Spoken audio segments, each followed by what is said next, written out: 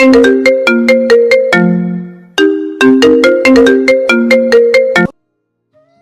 জীবনের মোড় কখন ঘুরে যাবে সেটা কেউই বলতে পারে না।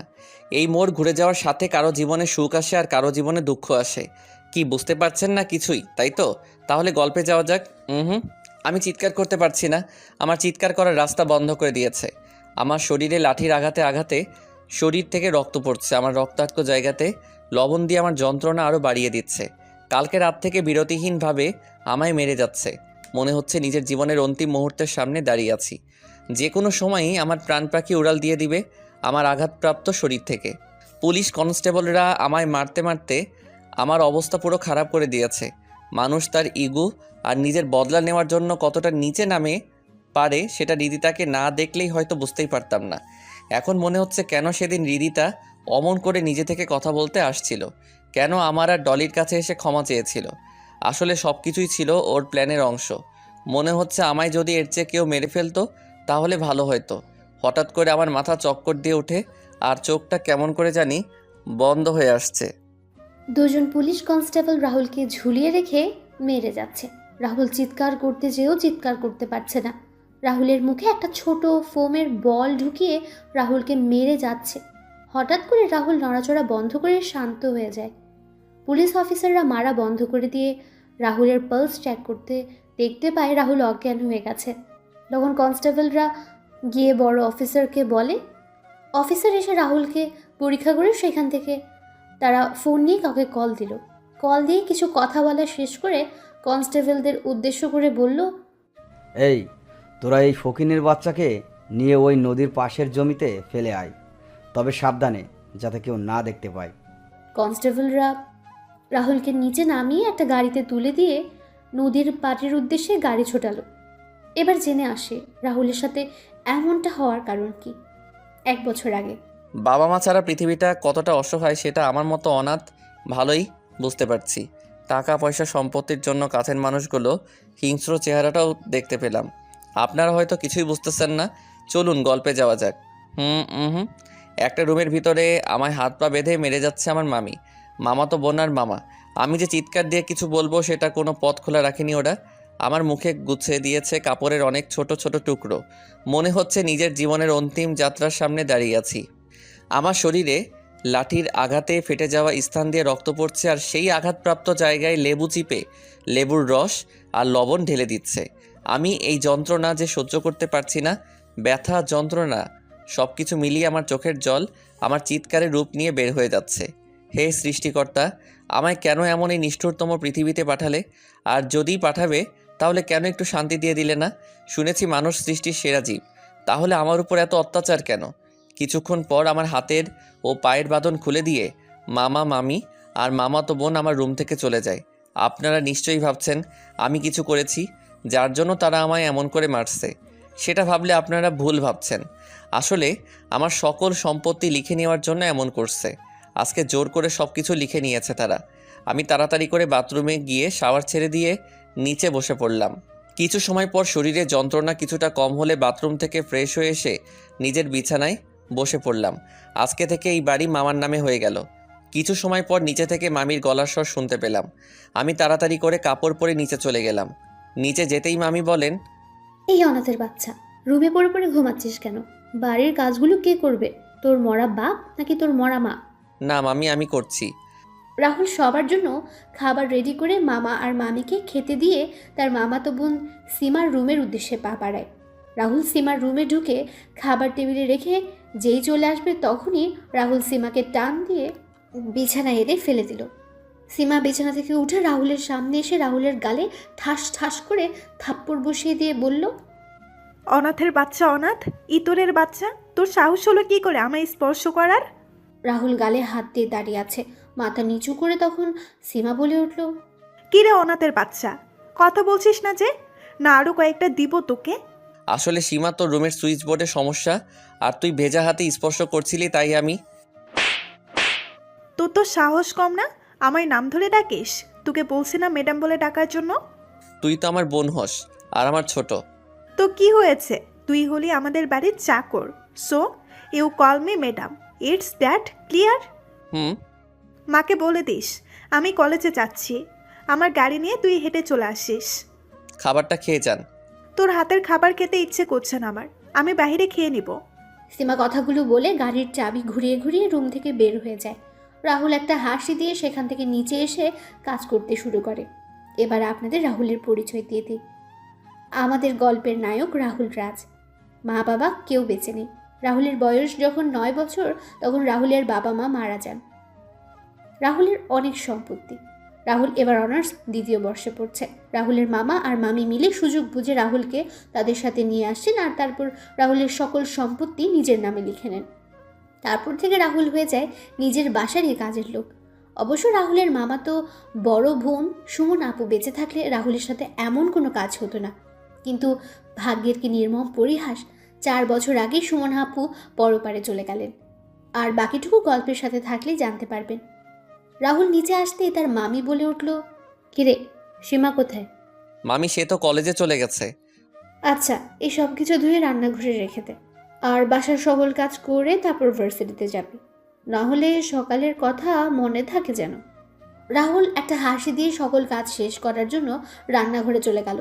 সব কিছু গুছিয়ে রাহুল তার রুমে এসে ফ্রেশ হয়ে রেডি হতে যাবে, তখনই বুঝতে পারে তার শরীরে কয়েক জায়গায় ফুলে গেছে আর সেখান থেকে এখনও অল্প অল্প করে রক্ত পড়ছে। রাহুল একটা কাপড়ের টুকরো দিয়ে সেগুলো মুছে একটা শার্ট পরে নিল। যখন ব্যাগ পিঠে নিল তখন পিঠে প্রচণ্ড ব্যথা শুরু হয়ে গেল। রাহুল সকল ব্যথা সহ্য করে বের হয় ভার্সিটির উদ্দেশ্যে। রাহুল ভার্সিটিতে আসতে রাহুলের বেস্ট ফ্রেন্ড শাকিল আর আরিফ রাহুলের সামনে আসলো আর বলল, কিরে আজকে দেরি হলো যে? তোর তো দেরি হয় না? বাসার কাজ শেষ করে আসতে আসতে দেরি হয়ে গেছে। ভুলেই গেছিলাম রে। তোকে কত করে বললাম আমাদের সাথে এসে থাকার জন্য, কিন্তু তুই মানা করে দিলি। বাদ দে সব কথা, এখন ক্লাসে চল। 3 বন্ধু মিলে হাসাহাসি করে ক্লাসের দিকে যাচ্ছিল। তখনই রাহুলের সাথে একটা মেয়ের ধাক্কা লাগে আর মেয়েটা মাটিতে পড়ে যায়। রাহুল মেয়েটার দিকে হাত বাড়িয়ে দিয়ে বলে, আসলে আমি দেখতে পাইনি, আমরা কথা বলে আসছিলাম, কিন্তু কি থেকে যে কি হয়ে গেল, আই এম সো সরি। মেয়েটা মাটি থেকে উঠে রাহুলের গালে ঠাস ঠাস করে থাপ্পড় দিয়ে বলে উঠল, মেয়ে দেখলে ধাক্কা খেতে ইচ্ছে করে। তোদের মতো ছেলেদের জন্য আজকে মেয়ে ভালোভাবে ঘোরাফেরা করতে পারে না, নিজের ইচ্ছে মতো স্বাধীনভাবে চলাচল করতে পারে না।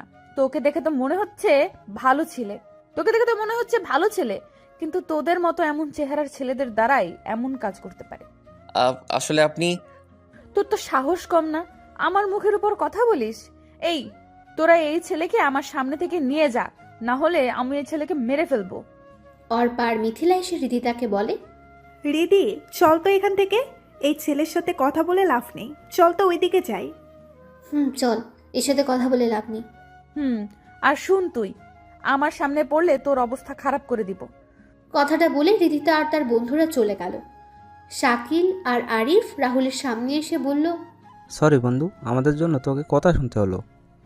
রে বন্ধু, ভুলটা আমাদেরই ছিল। আরে বেটার চল তো, আমি এসব কথায় কান দেই না। ছোট থেকে শুনতে শুনতে আমার গায়ে এখন শুয়ে গেছে।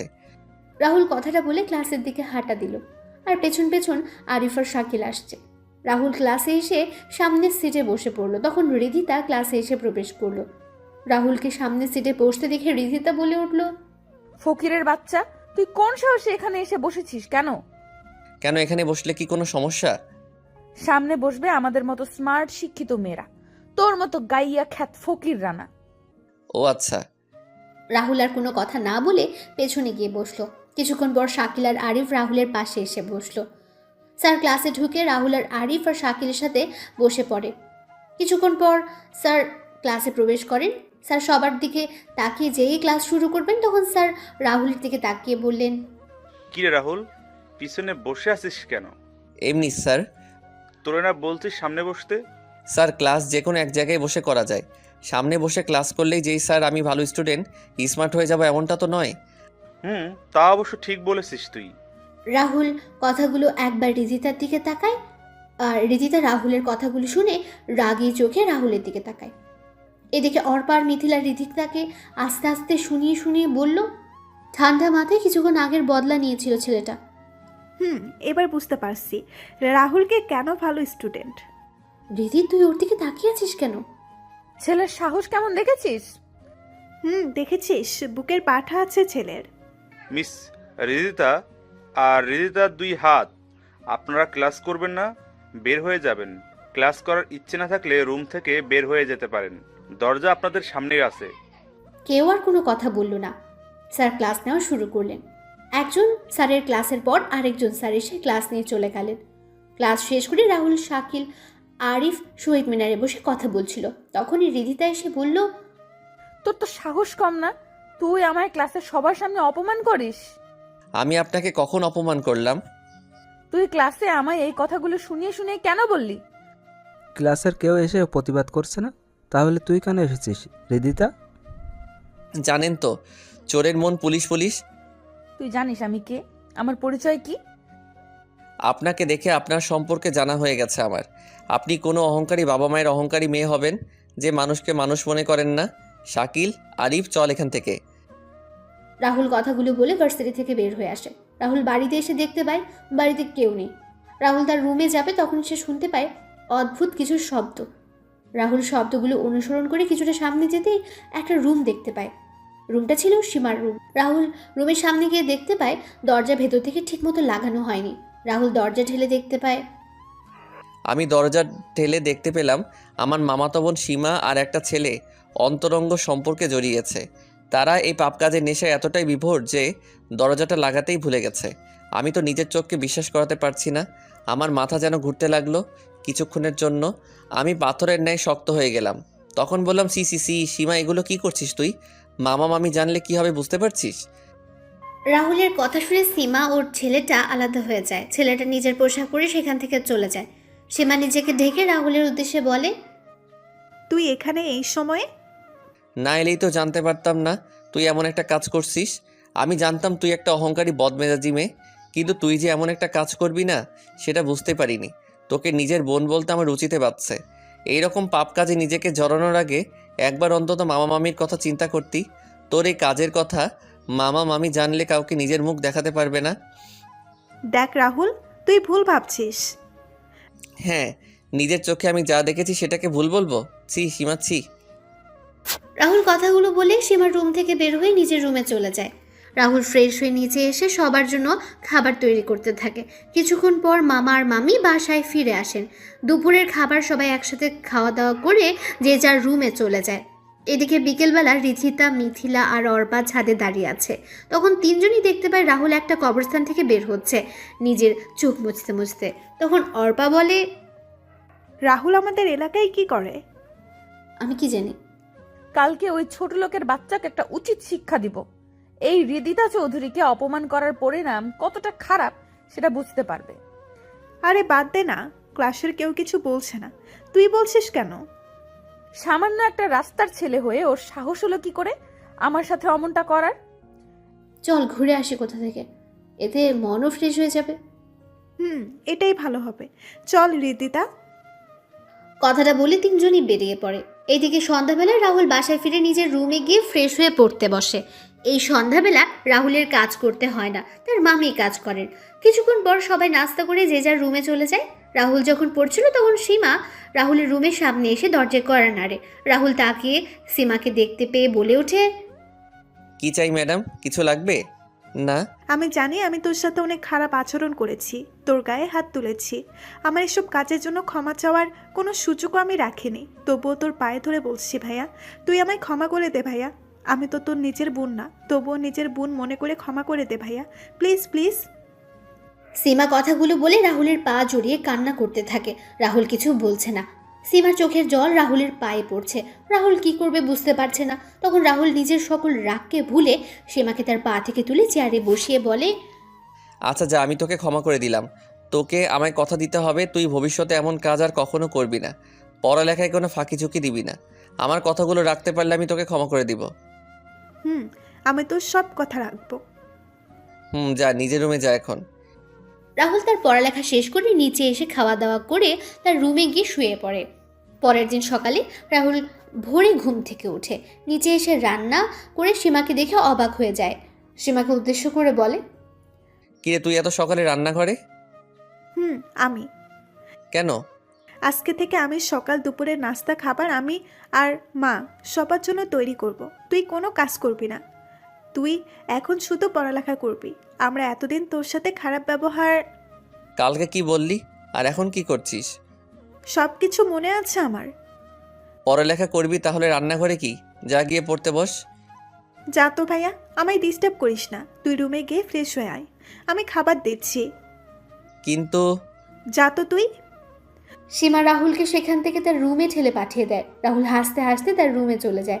এদিকে রাহুলের মামি নিচে এসে দেখতে পান সীমা রান্নাঘরে রান্না করছে। তখন সীমাকে বললেন, সীমা তুই রান্না করে কেন? রাহুল কোথায়? ভাইয়া এসেছিল, কিন্তু আমি ভাইয়াকে তার রুমে পাঠিয়ে দিয়েছি। ভাইয়া মানে? ভাইয়াকে ভাইয়া বলবো না তো কি বলবো? মা তোর শরীর খারাপ? তুই কি বলছিস এসব? মা আমি ঠিক বলছি। কিছুক্ষণ পর সবাই খাওয়া দাওয়া শেষ করে নিজের রুমে চলে যায়। রাহুল রেডি হয়ে গাড়ির কাছে এসে সীমার জন্য অপেক্ষা করতে থাকে। কিছুক্ষণ পর সীমাও চলে আসে গাড়ির কাছে। দুজনে গাড়িতে বসে রাহুল গাড়ি চালানো শুরু করে। কিছুক্ষণ পর সীমার কলেজে সীমাকে নামিয়ে দিয়ে গাড়ি যেয়ে রেখে আসতে যাবে, তখন সীমা বলে, ভাইয়া গাড়ি তুই নিয়ে যা, তুই 1:30 এখানে চলে আসিস। না, গাড়ি এখানে থাক। না, আমি যা বলেছি সেটাই, যা এখন তুই। রাহুল গাড়ি নিয়ে ভার্সিটিতে প্রবেশ করে গাড়ি পার্ক করে গাড়ি থেকে বের হয়। রাহুলকে গাড়ি থেকে বের হতে দেখে অনেকেই তাকিয়ে আছে। অর্পা আর মিথিলা বলে ওঠে, এটা কি দেখছি আমি? যেই ছেলে গতকালকে নোংরা পোশাক পরে ভার্সিটিতে এসেছিল আজকে দামি একটা গাড়ি থেকে নামছে। এটা দেখে আমার মনে হচ্ছে কাশেম টিভির কোনো প্রোগ্রাম চলছে। রিদিতা অর্পা আর মিথিলাকে পিঠে দুটো ধুম করে বসিয়ে দিয়ে বলে ওঠে, এত গড়াগড়ি করছিস কেন? দেখ গাড়ি কোথা থেকে ভাড়া করে নিয়ে আসছে হয়তো। বন্ধু কী রে, হঠাৎ করে গাড়ি নিয়ে? না, কালকের অপমানের বদলা নিতে। নাব্বে সালা, আসলে সীমার ওই কথাটা বললাম না। ও আচ্ছা, এই ব্যাপার।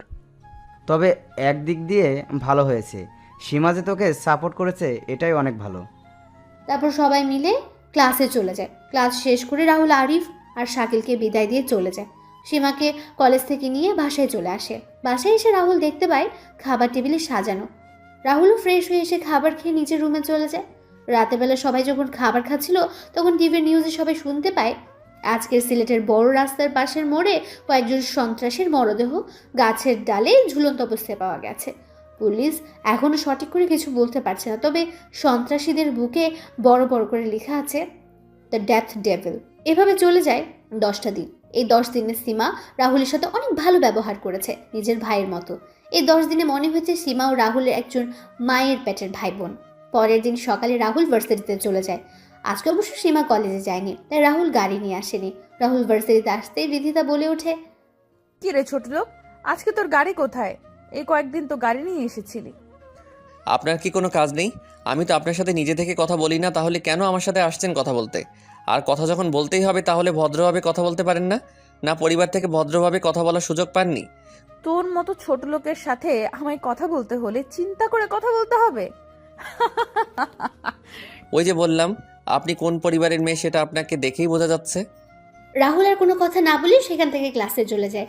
কিছুক্ষণ পর স্যার ক্লাসে এসে ক্লাস শুরু করেন। ক্লাস শেষ করে যখন সবাই বের হচ্ছিল তখনই রাহুলের ফোন বেজে ওঠে। রাহুল ফোন রিসিভ করার সাথে ওপাশ থেকে কেউ কিছু কথা বলে। রাহুল তাড়াতাড়ি করে বাড়ির সামনে এসে দেখতে পায় বাড়িতে অনেক মানুষ। রাহুল হাঁটছে সামনের দিকে, কিন্তু এত মানুষ বাড়িতে কেন সেটা বুঝতে পারছে না। রাহুল কিছুটা সামনে যেতে তার মামির গলা শুনতে পেলে রাহুল তাড়াতাড়ি করে ঘরে ঢুকে পড়ে। আর ঘরে ঢুকে যা দেখতে পেল এতে করে রাহুলের মাথায় আকাশ ভেঙে পড়ে। রাহুল কি করবে বুঝতে পারছে না।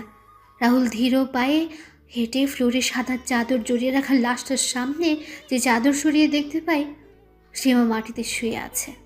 রাহুল সীমার লাশের পাশে ধূপ করে বসে যায়। রাহুলের চোখ দিয়ে জল গড়িয়ে পড়ছে। রাহুল তার মামির দিকে তাকাতে রাহুলের মামি রাহুলের দিকে কান্না মিশ্রিত কণ্ঠে বলে উঠলেন, আমি বাসায় এসে কারো কোনো সারা শব্দ পাচ্ছিলাম না, তাই আমি যখন সীমার রুমের সামনে আসি তখন দেখি সীমা তার রুমের ফ্যানের সাথে ঝুলছে। কথাটা বলে মামি কান্না করতে থাকেন। রাহুল কি বলবে বুঝতে পারছে না। তখন রাহুল সীমার হাতে একটা কাগজ দেখতে পায়। রাহুল কাগজটা নিয়ে দেখতে পায় সেখানে লেখা আছে ভাইয়া আমায় ক্ষমা করে দিস। আমি তোর কথাগুলো রাখতে পারলাম না। চেষ্টা করেছিলাম তোর কথা রাখার জন্য, কিন্তু রাখতে পারিনি আমি। আমি তোর সাথে অনেক খারাপ ব্যবহার করেছি, এমনকি তোর উপর হাত তুলেছি। ভাইয়া আমায় ক্ষমা করে দিস। ভালো থাকিস আর আমার মা বাবাকে দেখে রাখিস। আমার মা বাবার আর কেউ রইলো না রে ভাইয়া, এখন তুই তাদের জন্য সব কিছু। ইতি তোর বেয়াদব বোন সীমা। রাহুল চিঠিটা পড়ে সীমার প্রাণহীন দেহটাকে জড়িয়ে ধরে কান্না করতে থাকে। কিছুক্ষণ পর বাসায় পুলিশ আসে আর জিজ্ঞেস করে, আপনাদের কারো উপর কি কোনো সন্দেহ হচ্ছে? না, আমাদের কারো উপর কোনো সন্দেহ হয় না। পুলিশ অফিসার বললেন। অফিসার, আপনারা এখন আসতে পারেন। পুলিশ অফিসার চলে যায়। 2 ঘন্টা পর সীমাকে সমাহিত করা হয়। সীমার মৃত্যুর খবর শুনে আরিফ আর শাকিলও আসে। শাকিল আর আরিফ রাহুলকে শান্ত করার চেষ্টা করছে। সবাই সকল কাজ শেষ করে চলে যায়। রাহুল তার রুমে গিয়ে ঘুমিয়ে পড়ে। রাতের বেলা রাহুল সবার জন্য খাবার তৈরি করে আর তার মামা আর মামির রুমে নিয়ে গিয়ে বলে, মামা মামি চলো খেয়ে নিবে। না, আমার খিদে নেই, তুই খেয়ে নে। তুই খেয়ে ঘুমিয়ে পড়। তোমাদের শরীর খারাপ করবে না, খেলে চলো তো এখন। রাহুল জোর করে তার মামার মামিকে নিয়ে খাবার টেবিলে চলে যায় আর দুজনকে খাইয়ে দিচ্ছে নিজের হাতে। রাহুলের মামা আর মামি অবাক চোখে রাহুলের দিকে তাকিয়ে আছেন আর চোখের জল ফেলছেন। তখন রাহুলের মামা রাহুলকে বললেন, তোর সাথে তো আমরা অনেক খারাপ ব্যবহার করেছি, তারপরেও তুই আমাদের। তো কি হয়েছে? মামা হচ্ছে মায়ের ভাই, মাতুল সমান, আর মামি হচ্ছে মায়ের পরবর্তী স্থান। আমাদের ক্ষমা করে দে বাবা, আমরা সম্পত্তির লোভে অন্ধ হয়ে গিয়েছিলাম। আরে কথা বলা বন্ধ করে খাও তোমরা। সবাই খাওয়া দাওয়া করে যে যার রুমে গিয়ে ঘুমিয়ে পড়ে। পরের দিন সকালে রাহুল যে ইউনিভার্সিটিতে প্রবেশ করতে যাবে, তখন রিধিতা রাহুলের সামনে এসে দাঁড়ায়। তখন রাহুল বলে, কি ব্যাপার, আপনি রাস্তা আগলে দাঁড়ালেন কেন? ঠাস ঠাস, তোরে বলছি না আমায় কোনো প্রশ্ন করবি না? প্রশ্ন আমি তোকে করব। আচ্ছা করুন, কি প্রশ্ন করবেন? তুই কালকে আমার সিটে বসেছিস, তার উপর আমায় কথা শুনিয়েছিস, এর জন্য তোকে শাস্তি পেতে হবে। শাস্তি পেতে হবে মানে? এই তোরা বল, একে কি শাস্তি দেওয়া যায়? আজকে আরিফ আর শাকিল ভার্সিটিতে আসেনি। রিধিতার কথা শুনে ওর এক বন্ধু এক এক রকমের শাস্তির নাম বলছিল। তখন অর্পা বলে ওঠে, রিদিতা, কালকে না তোর পানির বোতল ড্রেনে পড়ে গেছিল ওইটা? Good idea. দেখুন, আমি ক্ষমা চাইছি কালকে সব কিছুর জন্য। আমার মন মেজাজ ভালো নেই, তাই আমায় এসব শাস্তি দিয়েন না। তুই এসব বলে পার পেয়ে যাবে ভেবেছিস? তাহলে তুই ভুল ভাবছিস। তুই ভুল করেছিস, তার মাসুল তো দিতেই হবে। কথাগুলো বলে রিদিতা আর ওর বান্ধবীরা আমার দিকে এগোতে লাগলো আর আমি পিছাতে লাগলাম। পিছাতে পিছাতে আমি হঠাৎ আমার চোখ পড়ে, আমি একটা ড্রেনের ঢাকনা খোলা, আমি সেটা দেখে পাশ কেটে সরে আসি। কিন্তু রিদিতা আমার দিকে তাকিয়ে হাঁটছিল আর পড়ে গেল ড্রেনের ভিতরে। রিদিতাকে ড্রেনের ভিতরে পড়তে দেখে সবাই রিদিতাকে নিয়ে হাসাহাসি করছে। আমি দাঁড়িয়ে আছি চুপচাপ। আমি যে হাসছি না এটা নয়, আমি হাসছি, তবে ভেতরে ভেতরে। নিজেকে কিছুটা স্বাভাবিক করে আমি কিছুটা এগিয়ে গিয়ে হাত বাড়িয়ে দিয়ে বললাম, চলুন উঠে আসুন এখন। তুই শর্ত, তোর মতো ছোট লোকের হাতে আমি হাত রাখবো? ছোট লোককে সেটা এখন সবাই দেখতে পাচ্ছে। যেখানে পড়েছেন সেখান থেকে বাজে দুর্গন্ধ আসছে। আপনার বান্ধবীরা চলে গেছে, তাড়াতাড়ি উঠে আসুন। রাহুল রিধিতাকে গাড়ি থেকে তুলে দিয়ে বলে, যান, বাসায় গিয়ে ফ্রেশ হয়ে নিন, আর কারোর সাথে খারাপ কাজ করার আগে 3 বার ভেবে নেবেন। আসি আমি। রিধিতা চলে যায় গাড়ি নিয়ে বাসায়, আর রাহুল চলে যায় ক্লাসে। রাহুল গিয়ে দ্বিতীয় সারির একটা সিটে বসে পড়ে। কিছুক্ষণ সময় পর একটা ছেলে ক্লাসে প্রবেশ করে। রাহুল তখন বই পড়ছিল। তখনই রাহুল উড়ে গিয়ে দেওয়ালের সাথে ধাক্কা খায়। দেওয়ালের সাথে ধাক্কা খাওয়ার সাথে সাথে রাহুলের মাথা ফেটে রক্ত বের হয়ে যায়। রাহুল মাথা চেপে ধরে দাঁড়াতে একটা ছেলে বলে ওঠে, এই সিটটা হলো আমার। তুই এখানে বসার সাহস পেলি কোথা থেকে? যা পিছনে গিয়ে বসে পড় চুপচাপ। কোনো কথা না বলে নিজের মাথা চেপে ক্লাস থেকে বের হয়ে একটা গাছের নিচে বসে পড়লাম। মাথাটাও কেমন যেন ঘুরছে, কি করব বুঝতে পারছি না। হঠাৎ করে চোখ দুটো বন্ধ হয়ে গেল। রাহুলের যখন জ্ঞান ফেরে তখন সে দেখতে পায় একটা রুমে শুয়ে আসে। তারপর পাশে আরিফ, শাকিল আর একটা মেয়ে দাঁড়িয়ে আছে। তখন রাহুল বলে, তুই হাসপাতালে আছিস? আর আমাদের এখানে ও আসতে বলেছে। কে উনি? আমার নাম ডলি। আমি তোমাদের সাথেই পড়ি। আসলে ক্লাসে যে ছেলেটা তোমায় মেরেছে সে হচ্ছে এই শহরের মাফিয়া ও ড্রাগসের ব্যবসাকারী জয়নালের ছেলে ডনি। তুমি যেই সিটে বসেছিলে ওই সিটে ডনি ছাড়া কেউ বসে না। কিন্তু ওই ছেলেকে তো আমি এই কয়েক মাসে ক্লাসে দেখিনি। রাহুল, তোকে এটা বলা হয়নি আমাদের। আসলে ডনি খুব কম সময়ে ভার্সিটিতে আসে। যখন ড্রাগসের মজুদ ভার্সিটিতে শেষ হয়ে যায় তখন ডনি আসে। মানে? পরে শোনা যাবে। তুমি রেস্ট নাও, আমি আসছি বিল মিটিয়ে। রাহুল চোখ বন্ধ করে শুয়ে আছে আর মনে হচ্ছে সীমার কথা আর সুমনা আপুর কথা। রাহুলের চোখগুলো ভিজে ওঠে। রাহুল চোখের জল মুছে চোখ বন্ধ করে মুখে একটা হাসি বজায় রেখে সিটি বাজাতে থাকে। কিছু সময় পর রাহুলকে নিয়ে আরিফ আর শাকিল বাসায় চলে যায়, আর ডলি চলে যায় ডলির বাসায়। আরিফ আর শাকিল মামা মামিকে সব কিছু খুলে বলে। তখন মামা বলেন, বাবা, তুই চিন্তা করিস না, আমি ওই ছেলেকে জেলের ভাত খাইয়ে ছাড়বো। মামা বাদ দাও তো, কুকুর কুকুরের মতো কাজ করেছে, তাই আমরাও কি কুকুরের মতো কাজ করব? রাহুল ঠিক বলেছে, ঝামেলা বাড়িয়ে লাভ নেই। নিজের 2 মেয়েকে তো হারালাম, এবার এই ছেলেকেও না হারিয়ে ফেলবো। রাতের বেলা সবাই খাওয়া দাওয়া করে ঘুমিয়ে পড়ে। এদিকে ডলি তার বাবাকে বলছে, বাবা, আমাদের কয়েকজন এজেন্টের কোনো সন্ধান পাচ্ছি না। সকল এজেন্টের লোকেশনও বের করা যাচ্ছে না। ডনির বাবা ডনির গালে থাপ্পড় বসিয়ে দিয়ে বলে ওঠেন, লজ্জা করছে না তোর এই কথা বলতে? আমি বসকে বলে তোকে এই বাংলাদেশের দায়িত্ব দিয়েছি, আর সেই জায়গায় তুই কোনো কিছুই খুঁজে বের করতে পারছিস না। তোর জন্য বসের কাছে আমায় শুধু শুধু কথা শুনতে হচ্ছে। বাবা, আমি চেষ্টা করেছি, কিন্তু কিছুই তো হচ্ছে না। আমার লোকেরা ওদের ভালো করে খুঁজেছে, কিন্তু পায়নি। আমার মনে হয় ওদের কেউ মেরে ফেলেছে। আচ্ছা, আমি দেখছি। ডনি যখন রুম থেকে বের হয়ে যাবে তখন জয়নালের ফোন বেজে ওঠে। জয়নাল ফোন রিসিভ করে ওপাশ থেকে যা শুনতে পেল তাতে জয়নাল থপ করে সোফায় বসে পড়ে আর হাত থেকে ফোন পড়ে যায়। ডনি তার বাবার কাছে এসে তার বাবাকে ধরে বলে, বাবা, কি হয়েছে? কে কল দিয়েছিল? আর তুমি কী বা শুনলে?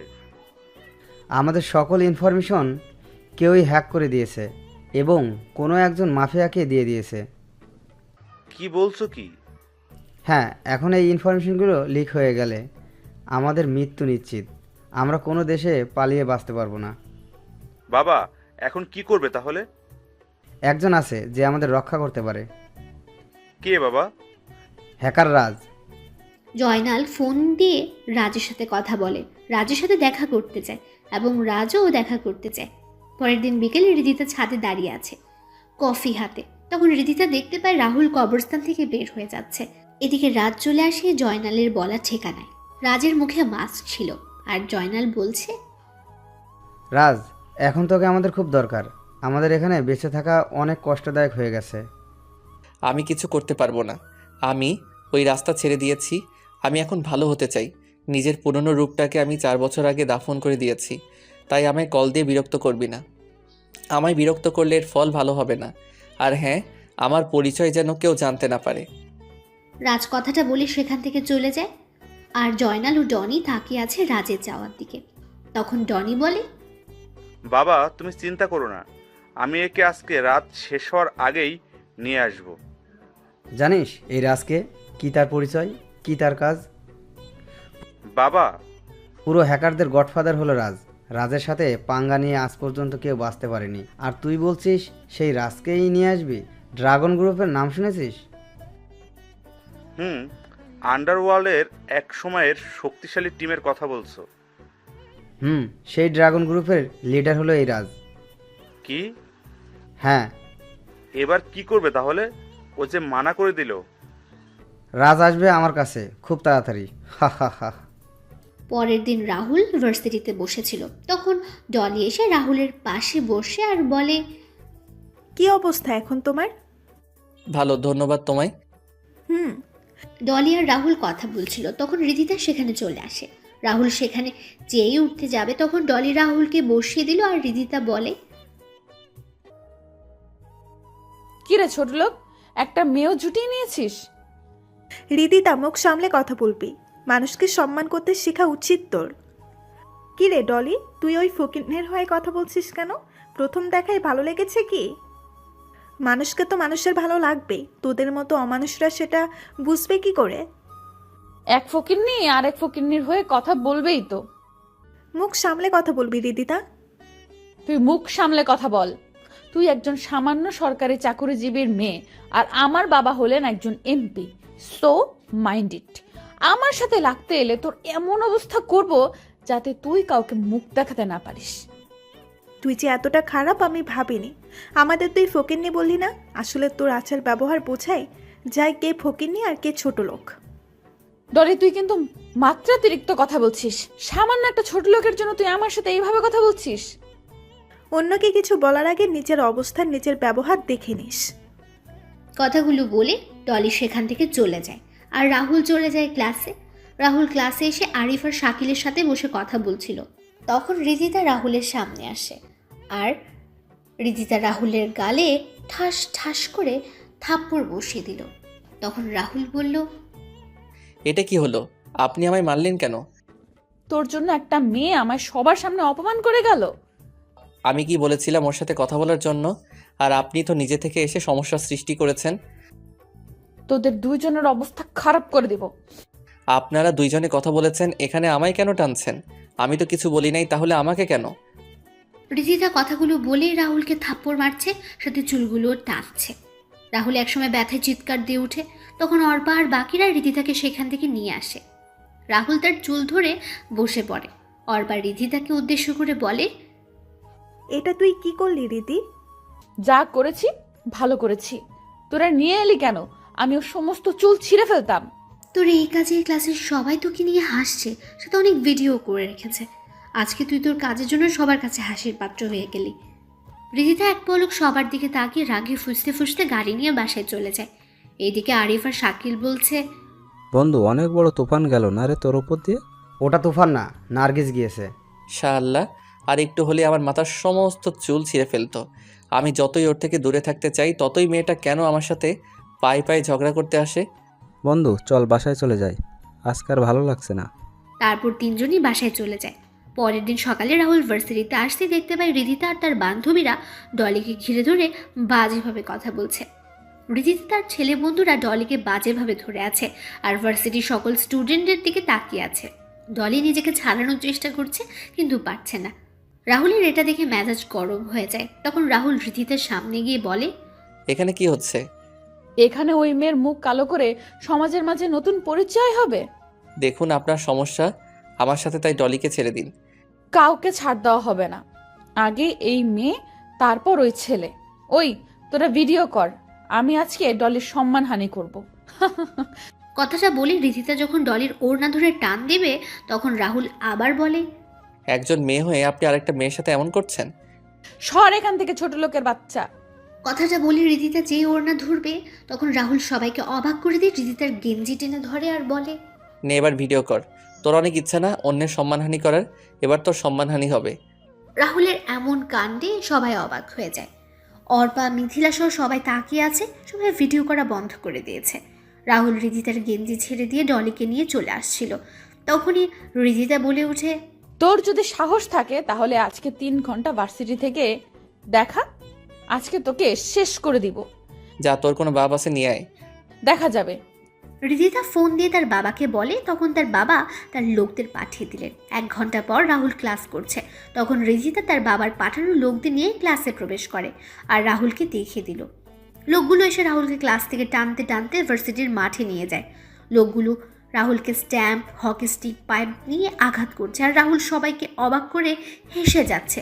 রাহুলের মুখ, মাথা থেকে রক্ত পড়ছে, কিন্তু রাহুল অনবরত হেসে যাচ্ছে। রাহুলের দিকে তাকিয়ে আছে সবাই অবাক চোখে। এত আঘাতের পরও হাসছে। ডলি, আরিফ আর শাকিল বলছে, কিরে রাহুল হাসছে কেন? এত আঘাতের পরেও হাসছে? রাহুলের শরীরে মনে হচ্ছে এই আঘাতের কোনো প্রতিক্রিয়াও হচ্ছে না। রাহুল হাসছে দেখে রিদিতা রাহুলের সামনে গিয়ে বলে, কিরে হাসছিস কেন? হাসবো না কেন বলতো? তোর ডেকে আনা লোকগুলো আমায় কিছু করতে পারছে না। তোর শরীর থেকে রক্ত পড়ছে আর বলছিস কিছু হয়নি। দাঁড়া, তোর খালি শরীরে আঘাত করলেই বুঝতে পারবি। রাহুল টি শার্ট ছিঁড়ে ফেলতেই সবাই অবাক হয়ে যায়। রিদিতার বাবার লোকেরা পালিয়ে যায় আর রিদিতা সেখান থেকে কয়েক পা পিছিয়ে যায়। ভার্সিটির সবাইও তাকিয়ে আছে রাহুলের দিকে। ডলি, আরিফ আর শাকিলও তাকিয়ে আছে। রাহুল রিদিতার সামনে গিয়ে বলে, কি রে, মারবি না আমায় তুই? কে তুই? আমি একজন ছোট লোক মানুষ। তাহলে তোর শরীরে এতগুলো আঘাত ও গুলির চিহ্ন কেন? তোর এসব জানার কোনো প্রয়োজন নেই। তুই মার আমায়, আয় মার। রাহুল কথাগুলো বলে রিদিতার দিকে এগোচ্ছিল, তখনই রিধিতা ও তার বন্ধুরা সেখান থেকে দৌড়ে চলে গেল। রাহুল তার রক্তাক্ত টি শার্ট গায়ে জড়িয়ে ভার্সিটির বাইরে এসে একটা টঙের দোকান থেকে সিগারেট টানছে। তখন ডলি, শাকিল আর আরিফ আসে। রাহুল একবার তাকিয়ে আবার সিগারেটের ধোঁয়া ওড়াতে লাগলো। সিগারেট শেষ হলে শাকিল বলে, ভাই, আপনি কে বলুন তো? আপনি যে কোনো সাধারণ মানুষ নয়, সেটা আমরা বুঝে গেছি। কি বলছিস কি তোরা? তোর শরীরে এগুলো এলো কিভাবে? বলবো সব, তবে লক্ষ্য যেদিন পূরণ হবে সেই দিন বলবো। রাহুল কথাটা বলে সেখান থেকে চলে যায় বাসায়। এদিকে রিধিতা তার রুমে বসে একটু আগের কথা চিন্তা করছে। রিধিতা মনে মনে বলছে, কে ওই ছেলে? ছেলেটাকে যেমন দেখতে তেমনটা কিন্তু নয়। ওর এমন চেহারার পেছনে কি এমন রহস্য লুকিয়ে আছে? ও শরীরে এত চিহ্ন কিসের? ধুর, ও যেই হোক, তাতে আমার কি? আমার বদলা নিতে হবে। সেদিন আমি চিন্তা করব কি করে যে বদলাটা নেই আমি ঠিক করেই। রিধিতা বসে এসব চিন্তা করছিল, তখনই রিধিতা ইয়েস বলে লাফ দিয়ে উঠল। রিধিতা নিচে গিয়ে খাওয়া দাওয়া শেষ করলো। রাহুল বাসায় এসে তার রুমে গিয়ে ফ্রেশ হয়ে কেটে যাওয়া জায়গায় মলম লাগিয়ে শুয়ে পড়ল। রাতের বেলা যখন সবাই মিলে খাবার খাচ্ছিল, তখনই সবাই নিউজে দেখতে পেল আজকেও বড় রাস্তার পাশের পুকুরে কয়েকজন লাশ পাওয়া গেছে। পুলিশ বলছে মৃত ব্যক্তিরা ড্রাগসের ব্যবসার সাথে জড়িত। আগের মতোই সবার বুকে লেখা আছে দ্য ডেথ ডেভিল। পরের দিন সকালে রাহুল ভার্সিটিতে বসে আরিফ, শাকিল আর ডলির সাথে কথা বলছিল। তখনই শাকিল বলে ওঠে, ওই, এই ভিডিওটা দেখতো তোরা? কিসের এই ভিডিওটা? আরে বেটা, কালকে রাতে পুলিশের আইজিপিকে কেউ বাজেভাবে হত্যা করেছে, আর বুকে লিখে দিয়েছে day dead devil. Dead devil মেরেছে। কি শুরু হলো বলতো? দেশে এক এক করে সবাইকে মেরে ফেলছে ওই ডেভিল। আচ্ছা, ভিডিও দেখি। ভিডিওটা নিয়ে দেখতে পেলাম ডেভিল পুলিশের আইজিপিকে প্রথমে উলঙ্গ করে একটা ছুরি দিয়ে গলা থেকে কোমর পর্যন্ত আঘাত করছে এক নাগাড়ে, আর আইজিপি চিৎকার করছে। তারপর ডেভিল আইজিপির বুকে ফুটন্ত অ্যাসিড ঢেলে দিচ্ছে। আইজিপি চিৎকার করতে করতে অজ্ঞান হয়ে যায়। ডেভিল তখন একটা পৈশাচিক হাসি দিয়ে এক কোপে শরীর থেকে আইজিপির মাথা আলাদা করে দিল, তারপর পা হাত কেটে ফেলে। সবার ভিডিওটা দেখে মাথাটা কেমন যেন ঘুরতে লাগলো। রাহুল মোবাইল রেখে বলে ওঠে, একটা মানুষ আরেকটা মানুষকে এভাবে মারতে পারে? আমি চিন্তা করতে পারছি না। এই ডেভিল কোন সাইকো হবে? একজন মানুষ কখনো একজন মানুষকে এভাবে মারতে পারে না। আমি শুনেছি ডেভিল এমনি এমনি কাউকে মারে না, কোনো কারণ তো অবশ্যই আছে এর পিছনে। তখনই রাহুলের ফোন বেজে ওঠে। রাহুল ফোন বের করে দেখতে পায় জয়নালের কল। রাহুল সেখান থেকে উঠে গিয়ে কল রিসিভ করে। কিরে, তোকে না বলেছি আমায় কল দিবি না? তাহলে ভাই, আমি তোমার পায়ে পড়ি, তুমি পারো একমাত্র আমাদের বাঁচাতে। ওই ডেভিল অলরেডি আমাদের সকল এজেন্টের মেরে দিচ্ছে, আমাদেরও কখনো মেরে দিবে। প্লিজ, তুমি আমাদের রক্ষা করো, প্লিজ। আমি আগেই বলেছিলাম তোদের এই রাস্তা থেকে বের হয়ে আসার জন্য, কিন্তু তোরা এলি না। তোদের এই ড্রাগসের জন্য অনেক ছেলে মেয়ে মারা গেছে, অনেকের সংসার নষ্ট হয়ে গেছে। ভাই, আমি আপনার পায়ে পড়ি, এবার আপনি বাঁচিয়ে নিন, সামনে থেকে আর এমন কাজ করব না। শোন, তুই আর তোর ছেলে সকল ভার্সিটি থেকে তোদের সকল কিছু যদি আজকের ভিতরে সরিয়ে নিতে পারিস, তাহলে আমি তোদের কাজ করে দিব। রাহুল কথাগুলো বলে সেখান থেকে এসে আবার আড্ডা দেওয়া শুরু করে। তখন রিধিতা ও তার বন্ধুরা আসে রাহুলদের আড্ডা দেওয়ার স্থানে। রিধিতা রাহুল আর বাকিদের উদ্দেশ্য করে বলে, রাহুল, ডলি, আমি তোদের সাথে সত্যি অনেক খারাপ ব্যবহার করেছি। তোরা আমায় ক্ষমা করে দে। আজকে কি তোর শরীর খারাপ করেছে যার জন্য এমন বলছিস? না রে, আমার শরীর ভালো, তবে নিজের কাজের জন্য খুব অনুশোচনা হচ্ছে। আসলে আমি সবার সাথে খারাপ ব্যবহার করেছি, এখন নিজেকে আমায় বদলাতে হবে। তাই তোরা আমায় ক্ষমা করে দে। তোরা যদি বলিস তাহলে আমি ভার্সিটির সবার সামনে আমি তোদের কাছে ক্ষমা চেয়ে নেব। আমি ক্ষমা করে দিলাম। দেখ রাহুল তোকে ক্ষমা করে দেয় কিনা। রাহুলের কাছে গিয়ে বললাম রাহুলের হাত ধরে, রাহুল, আমায় ক্ষমা করে দে প্লিজ। আমি তো নিজের ভুল বুঝতে পেরেছি আর নিজের ভুলের জন্য ক্ষমাও চাইছি। এই কি করছেন? আমি একজন ছোট লোক ছেলে, আমায় ধরছেন কেন? আপনি একজন এমপির মেয়ে হয়ে আমার হাত ধরছেন, এটা দেখলে লোকে কি বলবে? ছাড়ুন ছাড়ুন। Rahul please please. তখন শাকিল, আরিফ, ডলি সবাই বলে ক্ষমা করে দেওয়ার জন্য। রাহুলও কিছুক্ষণ সময় চিন্তা করে বলে, আচ্ছা যান, ক্ষমা করে দিলাম। তবে সবার সাথে ভালো ব্যবহার করবেন, সবাইকে সম্মান করবেন। হুম, তাহলে আমরা আজকে থেকে সবাই বন্ধু। হুম। আচ্ছা শুন, তোরা কালকে আমার জন্মদিন, তাই বাড়িতে একটা পার্টির আয়োজন করা হয়েছে, তোরা সবাই আসবি। শুভ জন্মদিন রিদিতা। জন্মদিনের অনেক অনেক শুভকামনা রইল।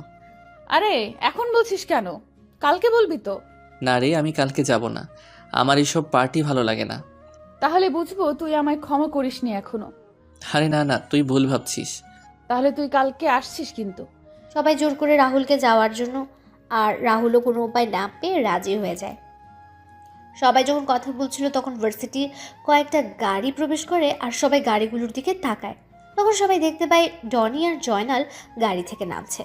ডনি আর জয়নাল গাড়ির পেছনে কয়েকটা ট্রাক প্রবেশ করেছে। ভার্সিটি, ডনি আর তার লোকেরা দৌড়ে চলে যায় একাডেমিক ভবনের দিকে। আর জয়নাল বলে ওঠে, আজকে থেকে এই ভার্সিটিতে কেউ কখনো ড্রাগসের ব্যবসা করতে পারবে না। এই ভার্সিটি হবে মাদক মুক্ত। আমি আমার সকল কিছু নিয়ে যাচ্ছি ভার্সিটি থেকে। ভালো থাকবেন সবাই। জয়নালের কথা শুনে ভার্সিটির সবাই হাততালি দিল। কিছু সময় পর জয়নাল ও ডনি মিলে তাদের সকল কিছু নিয়ে ভার্সিটি ত্যাগ করে। রাহুলরাও উঠে ক্লাসে চলে যায়। ক্লাস শেষ হলে যে যার বাসায় চলে যায়। রাতের বেলা রাহুল একটা পুরাতন ব্যাগ থেকে দুটো ল্যাপটপ বের করে, যার মডেল ছিল Apple MacBook air M2 and Asus রগ G-Virus G15।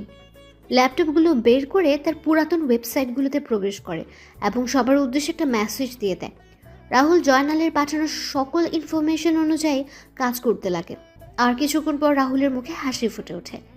রাহুল একবার সকল কিছু চেক করে তার ল্যাপটপে সেভ করে রাখে আর জয়নালকে সব কিছু পাঠিয়ে দেয়। এদিকে ডেথ ডেভিল যখন তার কম্পিউটার স্ক্রিনে বসে তখন কিছু লেখা দেখে তার মুখে হাসি ফুটে ওঠে। জয়নাল তার বসকে কল দিয়ে বলছে, বস, রাজ আমাদের কাজ করে দিয়ে এবং আমাদের সকল সিকিউরিটি সিস্টেমের অ্যাক্সেসের সকল কিছু দিয়ে দিছে। এবার আর ওই ডেড ডেভিল আমাদের কিচ্ছু করতে পারবে না। শোন, এবার তুই এই কাজটা তো করতে পারবি। আমি তোকে সকল কিছু বলে দিব। বস, কিন্তু রাজের ছবি তো আমার কাছে নেই। তাহলে? আমি দিয়ে দিচ্ছি। কিছু সময় পর জয়নালের ফোনে একটা ছবি আসে। তখন জয়নাল ডনিকে ডেকে বলে ওঠে, ডনি, ডনি হ্যাঁ বাবা, বলো। বাবা, এই ছেলেকে খুঁজে বের করতে হবে। আমাদের বসের আদেশ। বাবা, এই ছেলেকে? এই ছেলেই হচ্ছে রাজ, দ্য হ্যাকার। কিন্তু বাবা, এই ছেলে তো আমাদের ভার্সিটিতে পড়ে। মানে? আমাদের ক্লাসে আমাদের সাথেই পড়ে। কিন্তু বাবা, একে দেখে তো হ্যাকার বলে মনে হয় না। আচ্ছা, তাহলে তো শিকারকে পেয়ে গেছি। তাহলে কালকে না মেরে আগামী পরশুদিন মারবো। আর বসও আসবে। শুন, কালকে এমপির বাড়িতে ইনভাইট আছে, আমাদের যেতে হবে। আর ওই এমপির মেয়ের সাথে তোর বিয়ের কথা বলবো। আচ্ছা বাবা। পরের দিন সন্ধ্যাবেলা সবাই চলে যায় রিদিতার বাসায়। রিদিতা রাহুলকে দেখে বলে, কিরে তোরা সবাই চলে এসেছিস? আচ্ছা বস তোরা। আর রাহুল তুই আয় এদিকে। হুম। রিদিতা রাহুলকে নিয়ে তার বাবা আর মায়ের সাথে পরিচয় করিয়ে দিল। রিদিতার বাবা রাহুলকে দেখে কিছুটা চিন্তিত হয়ে পড়েন। তখন রিদিতার বাবা রাহুলকে দেখে বলে উঠলেন, রাজদা। আঙ্কেল, কি বলছেন আপনি? আমার নাম তো রাহুল। হ্যাঁ বাবা, ওর নাম তো রাহুল। তুমি কি রাহুলকে চেনো? হ্যাঁ, না আসলে ওকে দেখতে একজনের মতো দেখতে। কি বলছেন কি আঙ্কেল? না কিছু না। আচ্ছা, তোমরা এনজয় করো, আমি আসছি। রিদিতার বাবা সেখান থেকে চলে যান। তখন রিদিতা ও তার বাবার বন্ধু আমজাদ খানের সাথেও রাহুলের পরিচয় করিয়ে দিল। রিদিতা তার বাবার একজন লোককে ইশারা করে এবং লোকটা ইশারা করে বুঝিয়ে দেয় কাজ হয়ে গেছে। রাহুল তখন সেখানে জয়নাল ও তার ছেলেকে দেখতে পায়। জয়নাল, রিদিতার বাবা আর আমজাদ খান কি যে কথা বলছিলেন। কিছুক্ষণ পর সবাই মিলে অনেক আনন্দ করে রিদিতার জন্মদিনের কেক কাটে। খাওয়া দাওয়া শেষ করে যে যার বাসায় চলে যায়। রাহুল তার রুমে ফ্রেশ হয়ে এসে তার রুমে ঘুমিয়ে পড়ে। আর রিদিতার বাবা তার রুমে বসে কিছু চিন্তা করছেন। তখন রিদিতার চিৎকার শুনে রিদিতার রুমে চলে যান। সেখানে গিয়ে শুনতে পারেন সকালবেলা রাহুল যখন বাসা থেকে বের হয়ে শাকিল আর আরিফের অপেক্ষা করছিল তখন একটা পুলিশের গাড়ি এসে রাহুলের সামনে থামলো আর রাহুলকে তাদের গাড়িতে তুলে নিয়ে গেল। রাহুলকে নিয়ে থানায় এনে সেলের ভেতর রাখা হয়। তখন রাহুল বলে, অফিসার আমায় এখানে নিয়ে আসার কারণ কি? আর আমায় সেলের ভিতরেই বা কেন রাখছেন? পুলিশ অফিসার বলে, আপনি এমপি শরীফ খানের মেয়ের ডায়মন্ডের নেকলেস চুরি করেছেন এবং আমরা সেটা আপনার রুম থেকে পেয়েছি। কি বলছেন কি? আমি এমন কোনো কাজ করি নাই। কেউ আমার নামে মিথ্যা অপবাদ দিয়েছে। Police officer. লাঠির আঘাত পড়লেই সব কিছু স্বীকার করবি। বর্তমানে রাতে রিদিতা তার রুমে বসে গান শুনছে আর চিপস খাচ্ছে আর নেচে যাচ্ছে। তখন তার বাবা হন্তদন্ত হয়ে এসে রিদিতার রুমে ঢোকেন আর রিদিতাকে ধরে বলেন, রিদিতা, রাহুল কোথায়? রিদিতা তার বাবার দিকে ঘুরে ডোন্ট কেয়ার ভাব নিয়ে বলে, ওই ছোট লোক তো এখানে জেলের ভেতরে পুলিশের মার খাচ্ছে। কি বলছিস কি? বাবা আমার সাথে অনেক খারাপ ব্যবহার করেছিল, আমায় থাপ্পড় মেরেছিল। এবার বুঝবে কত ধানে কত চাল। তুই এটা কি করেছিস? তুই জানিস রাহুলকে? তুই জানিস রাহুলের সম্পর্কে? রাহুলের সম্পর্কে তুই শুনলে বুঝতে পারবি আমি কেন তোকে বলছি এসব কথা। বাবা কি বলছো কি তুমি? আর তোমার এই অবস্থা কেন? কি হয়েছে? কে ওই ছোট লোক যার জন্য তুমি এমন করছো? রাহুল হচ্ছে মানুষরূপী একজন হায়না, যে নিজের শিকারকে শিকার করে খুব ঠান্ডা মাথায়। আমি একজন এমপি হয়ে কেন এত ভয় পাচ্ছি সেটা বুঝতে পারছিস না কেন? বাবা আমি তোমার কথার মানে বুঝতে পারছি না কিছুই। মারে, ওই রাহুলই হচ্ছে হ্যাকার জগতের গডফাদার, রাজ দ্য হ্যাকার। আর বিশ্বের শক্তিশালী মাফিয়া গড ড্রাগনের লিডার রাহুল রাজ। আর বিশ্বের শক্তিশালী মাফিয়া গ্রুপের ড্রাগনের লিডার রাহুল রাজ। 3 বছর আগে রাজ কোনো এক অজানা কারণে মাফিয়া ওয়ার্ল্ড ছেড়ে নিরুদ্দেশ হয়ে যায়। আমি গতকালকে দেখেই চিনতে পারি, কিন্তু কনফার্ম হওয়ার জন্য আমি রাজের ডান হাত ছোট ভাই সীমান্তকে কল দেই। তারপর সীমান্ত আমায় সবকিছু খুলে বলে। রিদিতা মাথায় হাত দিয়ে বসে পড়ে বিছানায়। রিদিতার বাবা ভয় থরথর করে কাঁপছে। তখন রিদিতা তার বাবাকে কাঁপা কাঁপা গলায় বলে, এটা আমি কি করলাম? বাবার সামান্য পাওয়ার পেয়ে আমি একজনের হায়নার সাথে পাঙ্গা নিয়ে নিলাম। এখন কি হবে বাবা? এখন কি হবে? আমি তো ভুল করে ফেলেছি। এখন কি করব? আমি যে নিজের মৃত্যু নিজে ডেকে এনেছি। আমাদের সকালে তাড়াতাড়ি করে থানায় যেতে হবে এবং রাজকে সারিয়ে নিয়ে আসতে হবে। এখন চল। পরের দিন সকালে রিদিতা আর তার বাবা থানায় গিয়ে যা শুনতে পেলেন তাতে তারা কিছুটা ভয় পেয়ে যান। তারা থানায় গিয়ে রাহুলের কথা জিজ্ঞেস করলে পুলিশ অফিসার বলে, আজকে রাহুলকে কোর্টে নিয়ে যাওয়ার পথে দুটো সন্ত্রাসী গ্রুপ তাদের উপর হামলা করে। একটা গ্রুপ রাহুলকে নিয়ে যায়। ঘটনাস্থলে কয়েকজন সন্ত্রাসী মারা যায় আর তাদের অনেক পুলিশ সদস্য হাসপাতালে ভর্তি আছে। রিদিতা তার বাবা থানা থেকে বের হয়ে আসেন। তখন রিদিতার বাবার ফোন বেজে ওঠে। রিদিতার বাবা ফোন রিসিভ করে শুনতে পান, খান সাহেব, আপনি চিন্তা করবেন না, ভাই আমাদের সাথেই আছে, আপনি আমাদের এখানে চলে আসুন। রিদিতার বাবা রিদিতাকে বাসায় চলে যেতে বলে। তিনি অন্য একটা গাড়ি ভাড়া করে সীমান্তের বলে দেওয়া ঠিকানায় চলে যান। এদিকে রিদিতা বাসার দিকে গাড়ি চালিয়ে আসছিল, তখনই কবরস্থানে সেই চাচাকে দেখতে পায়। রিদিতা গাড়ি থামিয়ে চাচার সামনে গিয়ে বলে, চাচা কেমন আছেন? ভালো রে মা, তুই কেমন আছিস? ভালোই চলছে।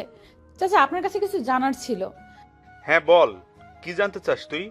আচ্ছা, একটা ছেলেকে দেখি প্রত্যেক দিন বিকেলে কবরস্থানে আসে আর কান্না করতে করতে বের হয়ে যায়। আসলে ছেলেটা এখানে কেন আসে আর কান্নাই বা কেন করে? আচ্ছা, তুমি রাজের কথা বলছো? মারে, ছেলেটার পৃথিবীতে কেউ নেই। রাজের বয়স যখন 10 তখন তার মা বাবা মারা যান। তারপর থেকে রাজের দেখাশোনা করার জন্য তার মামা আর মামি তাদের বাসায় চলে আসেন। রাজের মামা আর মামি ছিলেন লোভী প্রকৃতির। তারা রাজের সম্পত্তির লোভে রাজের দেখাশোনা করার নামে রাজের উপর অত্যাচার করত। রাজের মামা মামি আর রাজের মামাতো ভাই বোন রাজকে সহ্য করতে পারত না। রাজের উপর চলতো প্রাচীন যুগের অমানবিক নিষ্ঠুর অত্যাচার। রাজের বড় মামাতো বোন সুমনা রাজকে অনেক ভালোবাসত। রাজও সুমনাকে অনেক ভালোবাসত। বলতে পারি সুমনা হয়ে যায় রাজের মা বাবা। রাজের উপর কোনো অত্যাচার হলে সুমনা তার প্রতিবাদ করত। রাজকে নিয়ে বিভিন্ন জায়গায় ঘুরতে যেত। সুমনা যতদিন বাসায় থাকতো ততদিন সবাই রাহুলের সাথে ভালো ব্যবহার করত। কিন্তু ভাগ্যের কি নির্মম পরিহাস, সুমনা কোনো এক অজানা কারণে 4 বছর আগে সুমনাও মারা যায়। সুমনা মারা যাওয়ার পর রাজের পুরো পৃথিবী পাল্টে যায়। রাজ হয়ে যায়, রাজ কেমন যেন চুপচাপ হয়ে যায়। মামা মামি আর ছোট মামাতো বোন রাজকে শত আঘাত করলেও রাজ সবকিছু মুখ বুজে সহ্য করে নিত। রাজ প্রত্যেক দিন এসে সুমনা ও তার মা বাবা কবরের কাছে বসে কান্না করে সব কিছু বলতো। আমি ছেলেটার কথাগুলো শুনে বাকরুদ্ধ হয়ে যেতাম। ছেলেটার কান্না শুনে আমি কান্না করতাম। রাজ একদিন এসে কান্না করে বলে, জানো, মা বাবা আপু আজকে মামা মামি আর সীমা মিলে আমায় অনেক মেরেছে। আমার মুখে কাপড় গুজে দিয়ে আঘাত করেছে। আমার শরীরে লাঠির আঘাতে ফেটে যাওয়া স্থান দিয়ে রক্ত পড়ছে। আর সে আঘাতপ্রাপ্ত জায়গায় লেবু চিপে লেবুর রস আর লবণ ঢেলে দিচ্ছে। আমি এই যন্ত্রণা যে সহ্য করতে পারছি না। ব্যথা, যন্ত্রণা সব কিছু মিলিয়ে আমার চোখের জল আমার চিৎকারের রূপ নিয়ে বের হয়ে যাচ্ছে। আমায় কেন তোমরা একা রেখে চলে গেলে? আমার পিঠে যে প্রচণ্ড ব্যথা করছে। মা বাবা, আপু, তোমরা শুনতে পাচ্ছ? আমার পিঠে অনেক ব্যথা করছে। আমি অনেক গুলি খেয়েছি, কিন্তু এমন ব্যথা আমার কখনো লাগেনি। তোমরা কেন আমায় একা রেখে চলে গেলে? বেশ, কেন আমায় তোমাদের সাথে নিয়ে গেলে না?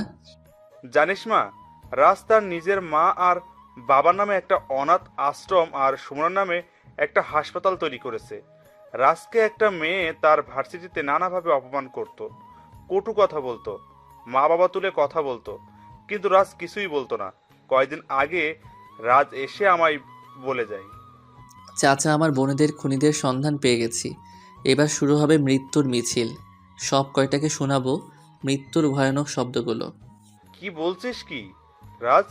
তুই, সুমনা আর সীমা হত্যা করা হয়েছে মানে? চাচা, হত্যা করা হয়েছে। তোমায় সব বলবো, তবে কাজ শেষ করে এসে। কিন্তু আমরা তো শুনেছি সীমা আত্মহত্যা করেছিল গলায় ফাঁসি দিয়ে।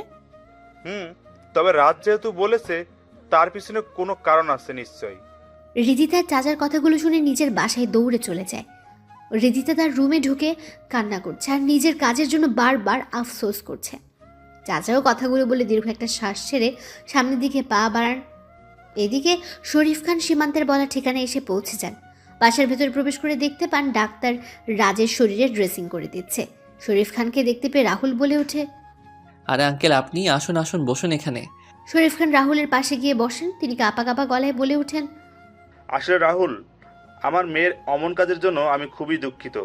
রিদিতা হয়ে আমি ক্ষমা চেয়ে নিচ্ছি। রিদিতা এখনো অনেক ছোট, তাই অমন কাজ করেছে, তাই তো? চিন্তা নেই, আমি আপনার মেয়েকে ক্ষমা করে দিলাম, তবে ভবিষ্যতে এমন কাজ করলে আর ক্ষমা পাবে না। রিদিতা আর এমন কোনো কাজ করবে না, আমি কথা দিচ্ছি তোমায়। সেদিন জয়নাল আপনাকে কি বলেছিল? জয়নাল এসেছিল তার ছেলের সাথে আমার মেয়ের বিয়ের কথা বলতে, কিন্তু আমি মানা করে দেই। জয়নাল আমার এটাও বলে যে ওর সাথে ড্রাগসের ব্যবসায় জড়িয়ে যেতে। তো এবার আপনি কি করবেন? এই দেহে যতদিন প্রাণ আছে ততদিন সত্যের পথে চলে যাব, কখনো অসতের পথে যাব না। আচ্ছা রাজ, একটা কথা জিজ্ঞেস করতে পারি? বলেন। সীমান্তরা তোমায় নিয়ে আসলো, তাহলে কারা তোমার উপর হামলা করলো? শরীফ ভাই, তুমি জানলে কি করে ভাইয়ের উপর হামলা হয়েছে? পুলিশ অফিসার বলল। হয়তো আমার কাছের কেউ হবে, তবে চিন্তা নেই, খুঁজে বের করব সব কয়টাকে। রাজ, কালকে রাতে জয়নালের কাছে একটা ফোন আসে। তো কি হয়েছে? ফোন তো আসতেই পারে। কিন্তু জয়নাল কি কথা বলেছে তুমি জানো রাজ? কথাগুলো স্বাভাবিক ছিল না। মানে? জয়নাল বলছিল বস, আপনি চিন্তা করবেন না। এইবার যেই ড্রাগসগুলো আমদানি করেছি সেগুলো অনেক দাম আছে মার্কেটে। কয়েকটা মেয়েকে টার্গেট করা হয়েছে, এদের শরীরে ড্রাগ ইনজেক্ট করেছি, দেখা যাক কি হয়। কিন্তু জয়নাল তো আমায় বলেছিল যে সেই কাজগুলো ছেড়ে দিবে। তাহলে সীমান্ত? ভাই, বুঝে গেছি কি করতে হবে আমার। আচ্ছা আঙ্কেল, আপনি এখন আসুন, আমি একটু ঘুমাবো। সীমান্ত আর শরীফ খান চলে যায় আর রাহুল ঘুমিয়ে পড়ে। রাতের বেলা রাহুল আর সীমান্ত বসে খাবার খেতে বসে।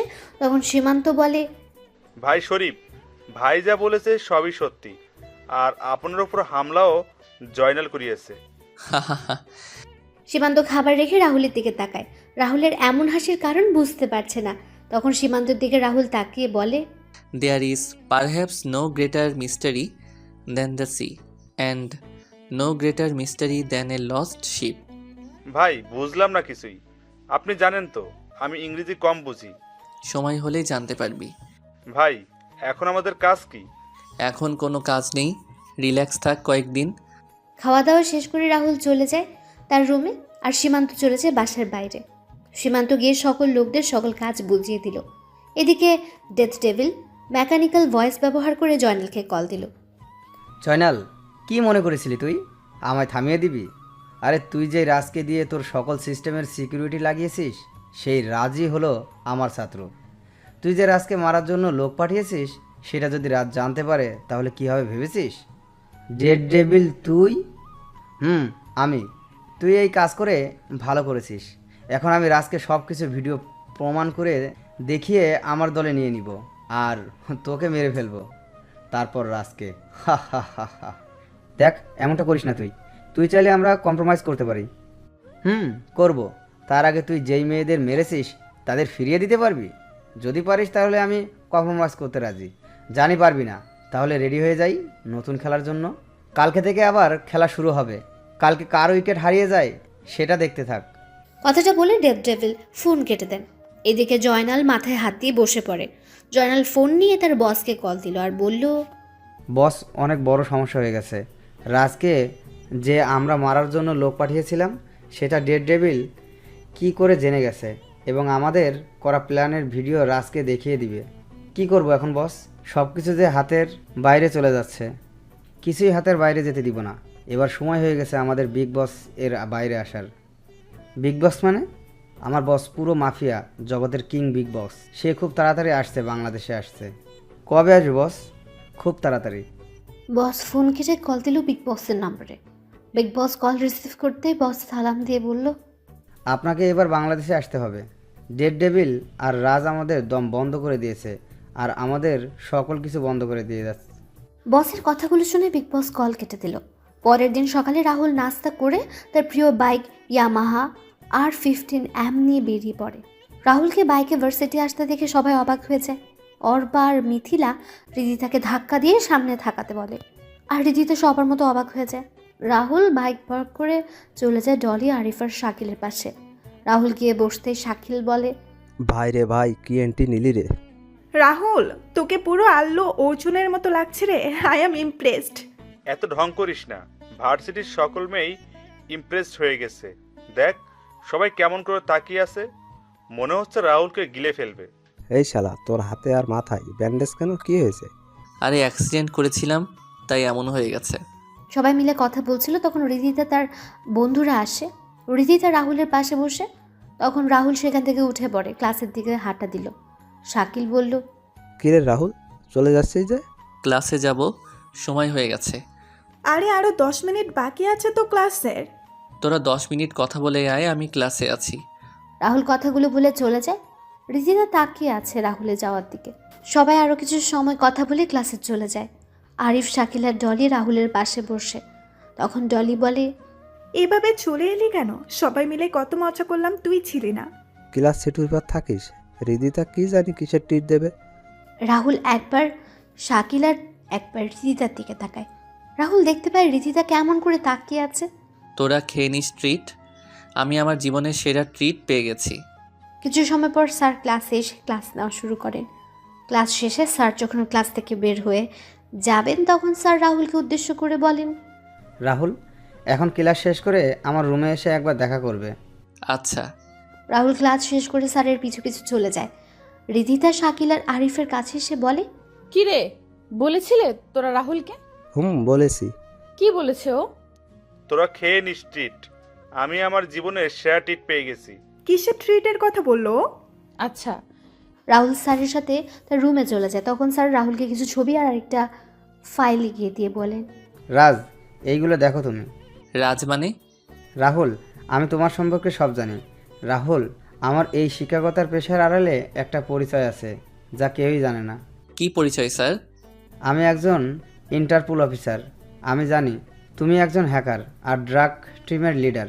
স্যার, এই ছবিগুলো প্রায় সবাইকেই আমি মেরে ফেলা হয়েছে তো, আর কয়েকজন বাকি আছে। তবে ওদের সবার বস মাফিয়া জগতের বর্তমান কিং বিগ বস খুব তাড়াতাড়ি বাংলাদেশে আসছে। তার জন্য লক্ষ্য হলো তোমায় এবং ডেড ডেভিলকে হত্যা করা। আমি আমার সোর্সের কাছ থেকে জানতে পেরেছি তোমাকে এখন সাবধানে থাকতে হবে।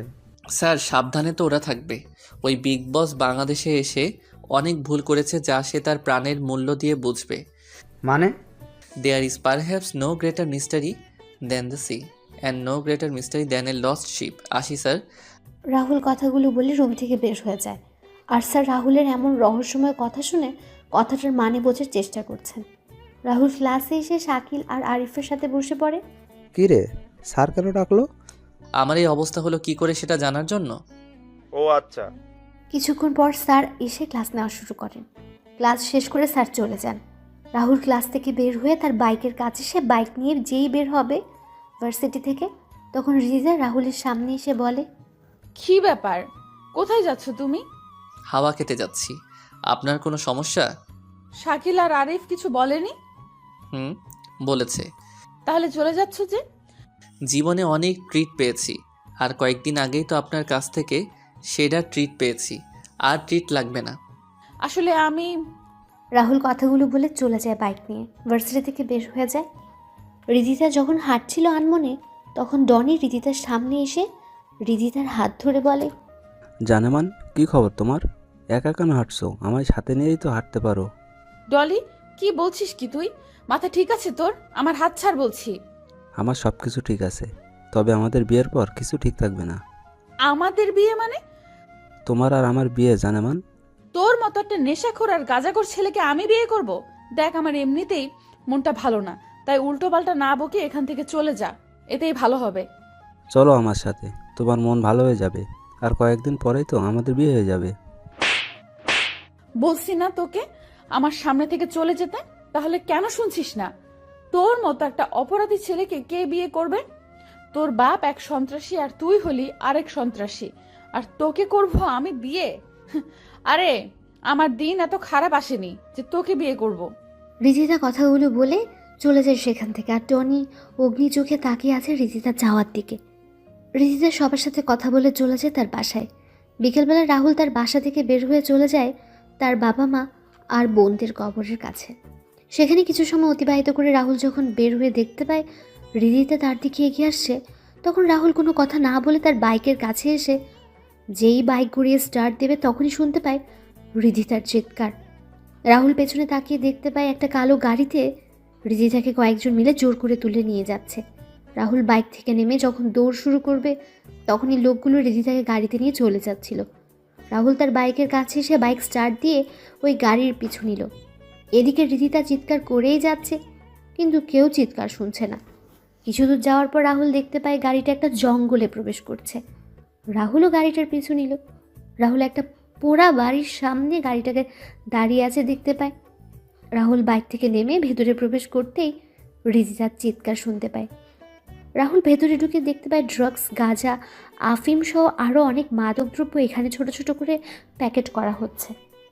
রাহুলকে দেখে রিদিতা চিৎকার করে বলে, রাহুল, রাহুল রাজদা হ্যাকার, চলে আসছিস এখানে মরার জন্য? ভালো হয়েছে, তোকে মেরে আমি আমার বিয়েটাও সেরে নিব। তোর মতো বিড়াল করবে বাঘের শিকার? বাঘকে শিকার করা এত সহজ নয়। বাঘ সব জায়গায় রাজত্ব করে বেড়ায়, সেটা হোক নিজের এলাকায় বা বিড়ালের এলাকায়। কে আসল বাঘ আর কে বিড়াল এখনই সেটা বোঝা যাবে। এই মার সালাকে। ডনির কথা শুনে ডনির লোকেরা যখন রাহুলকে মারার জন্য লাঠি, হকি স্টিক, পাইপ নিয়ে এগিয়ে আসে, রাহুল ডনিও সবার দিকে তাকিয়ে বলে ওঠে, এই 30 জন আমায় মারবে? কেন বেশি মনে হচ্ছে তোর কাছে? এরা করব বাঘকে শিকার? হারে, এরা তো নিজেই বাঘের শিকারে পরিণত হবে। রাজ কথাটা বলে এক এক করে সবাইকে মারতে থাকে। 5 মিনিটের ভেতরে ডনির সকল লোক মাটিতে শুয়ে আছে, আর রাহুল রক্তাক্ত চোখে ডনির দিকে তাকিয়ে সিগারেটের ধোঁয়া উড়িয়ে যাচ্ছে। ডনি রাজের এমন চেহারা দেখে কয়েক পা পিছিয়ে যায়। তখন ডনি বলে, তো তুই নিয়ে যা এই মেয়েটাকে, আর আমাকে ছেড়ে দে। আমার ভুল হয়ে গেছে, আমি ওর বাঁধন খুলে দিচ্ছি। ডনি কথাগুলো বলে রিদিতার বাঁধন খুলে দিল। রিদিতা ভয়ে ভয়ে রাহুলের পাশে এসে দাঁড়ালো। রাহুল সিগারেটটা শেষ করে রিদিতাকে নিয়ে কয়েক পা এগিয়ে যেতে রাহুল তার বাম হাত দিয়ে পেছন থেকে আসা রড আটকে দিল। রিদিতা কয়েক পা সরিয়ে যায়। তখন রাহুল হাসতে হাসতে বলে, হা হা হা, বলেছিলাম না তুই বিড়ালের বাচ্চা? দেখ, তুই নিজেই প্রমাণ দিয়ে দিলি।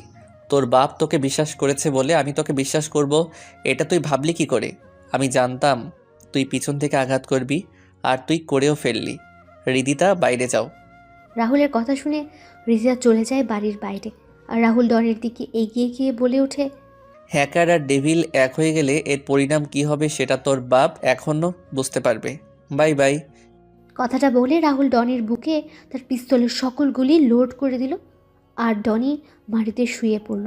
রাহুল তার ফোন বের করে একটা নম্বরে কল দিয়ে ঠিকানা দিয়ে দিল, তারপর বের হয়ে যায় বাড়ি থেকে।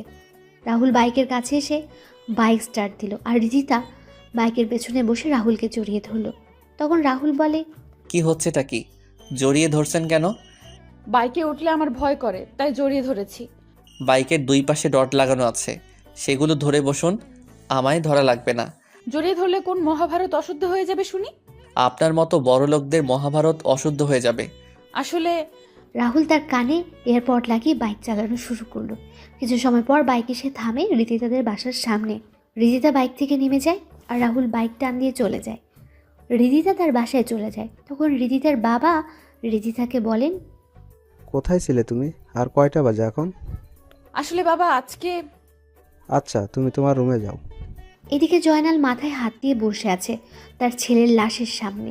তার ছেলের পুরো শরীরে ক্ষত বিক্ষত করে দেওয়া আছে আর বুকে লেখা আছে দ্য ডেথ ডেভিল।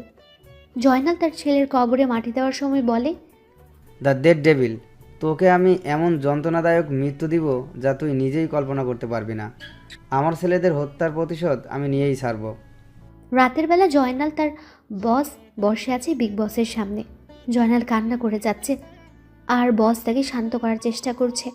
তখন বিগ বস বলে ওঠে, জয়নাল, চিন্তা করিস না। ডনি যেমন তোর ছেলে ছিল, তেমনি আমার ভাতিজা ছিল। আমার ভাতিজা হত্যা বিচার আমি নিব খুব তাড়াতাড়ি। আগে আমাদের ডেড ডেভিলকে খুঁজে বের করতে হবে, তারপর খেলা শুরু করতে হবে। না ভাই, প্রথমে ওই এমপি আর এমপির মেয়েকে মারতে হবে, তারপর তার মেয়ে ওই রাজ, আর সবশেষে ডেড ডেভিলকে মারব। চিন্তা করিস না, কালকে রাতেই এমপির গেম ওভার হয়ে যাবে। পরের দিন সকালে রাহুল ভার্সিটিতে এসে সবার সাথে কথা বলছিল। তখনই রিদিতা কোথা থেকে এসে রাহুলের পাশে বসে পড়ে। রাহুল তখন উঠে যাবে, রিদিতা রাহুলের ডান হাত ধরে রাহুলকে বসিয়ে দিল। রাহুল নিজেকে ছাড়িয়ে নিয়ে চলে যায় ক্লাসে আর রিদিতা মন খারাপ করে বসে থাকে। ক্লাস শেষ করে রাহুল যখন বের হয় তখন দেখতে পায় রিদিতা আগের জায়গায় বসে আছে। রাহুল সেদিকে না তাকিয়ে তার বাইকের কাছে চলে যায়। রিদিতা রাহুলের বাইকের সামনে এসে দাঁড়ায়। তখন রাহুল বলে, সরুন, আমি যাব। আমিও যাব। কোথায় যাবেন আপনি? বাসায় যাব। নিজের গাড়িতে করে যান না? না, তোমার বাইকে করে যাব আমি। আপনি না বাইকে উঠতে ভয় পান, তাহলে? তোমার বাইকের দুই পাশে রড আছে না, ওগুলো ধরে বসবো। কোনো রিদিতা আর কোনো কথা বলতে পারল না। রিদিতা রাহুলের উপর পড়ে যায়। রাহুল রিদিতাকে পড়তে দেখে ধরে ফেলে। রাহুল বলে, রিদিতা, কি হচ্ছেটা কি? আরে উঠুন না, এসব কি হচ্ছে? সবাই দেখছে কিন্তু। রাহুল এগুলো বলছে কিন্তু রিদিতার কোনো সারা শব্দ নেই।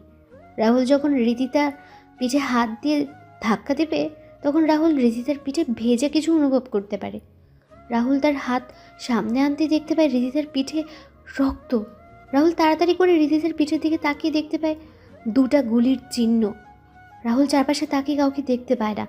শাকিল, আরিফ, অর্পার, মিথিলা সহ সবাই রাহুলের কাছে চলে আসে। সবাই ধরাধরি করে ভার্সিটি একটা গাড়ি করে রিদিতাকে নিয়ে যায়। হাসপাতালে নিয়ে যাওয়া হলে ডাক্তার রিদিতাকে পরীক্ষা করে তাড়াতাড়ি করে অপারেশন থিয়েটারে নিয়ে যায়। রাহুল কল দিয়ে শরীফ খানকে জানিয়ে দিল। সবাই অপেক্ষা করছে অপারেশন থিয়েটারের বাইরে। আর এদিকে জয়নাল, বস আর বিগ বস বলছে, এবার ওই রাহুল রাজকে ফাঁসিয়ে দিয়ে এমপিকে মেরে দিব, তারপর ডেড ডেভিলের পালা। এরপর এই বাংলাদেশে আমার রাজত্ব আর আমার ব্যবসায় ছড়িয়ে পড়বে। বস, কি প্ল্যানটাই না করলেন! এক ঢিলে দুই পাখি শিকার। এখন ডেড ডেভিলকে মেরে আমার ছেলের হত্যার প্রতিশোধ নেওয়া বাকি। এইদিকে রাহুল বসে আছে অপারেশন থিয়েটারের বাইরে। শরীফ খান কান্না করে যাচ্ছে। অর্পা, মিথিলা, ডলি, আরিফ, শাকিল সবাই দাঁড়িয়ে আছে। তখনই রাহুলের ফোন বেজে ওঠে। রাহুল ফোন রিসিভ করে বলে ওঠে, হ্যাঁ সীমান্ত, বল। ভাইয়া, যে শরীফ ভাইয়ের মেয়েকে গুলি করেছিল তাকে পেয়ে গেছি, এখন কি করব? তুই ওই কুত্তার বাচ্চাকে আমার সেলে নিয়ে যা, আমি আসছি। রাহুল কথাটা বলে ফোন রেখে সবার উদ্দেশ্যে বলে ওঠে, তোরা সবাই এখানে থাক, আমি আমার একটা কাজ শেষ করে আসছি। আর আঙ্কেল, আপনি চিন্তা করবেন না, ধৈর্য ধরুন। রাহুল বেরিয়ে পড়ে তার টর্চার সেলের উদ্দেশ্যে। রাহুল সেখানে পৌঁছে দেখতে পায় একটা ছেলেকে বেঁধে রাখা হয়েছে। রাহুল কোনো কথা ছাড়াই ছেলেটাকে গিয়ে মারতে থাকে। মারতে মারতে ছেলেটার অবস্থা খারাপ করে দিল রাহুল। রাহুল চেয়ার টেনে ছেলেটার সামনে বসে বলে, বল তোকে কে এই কাজ করতে বলেছে? ছেলেটা কোনো কথা বলছে না, শুধু হেসেই যাচ্ছে।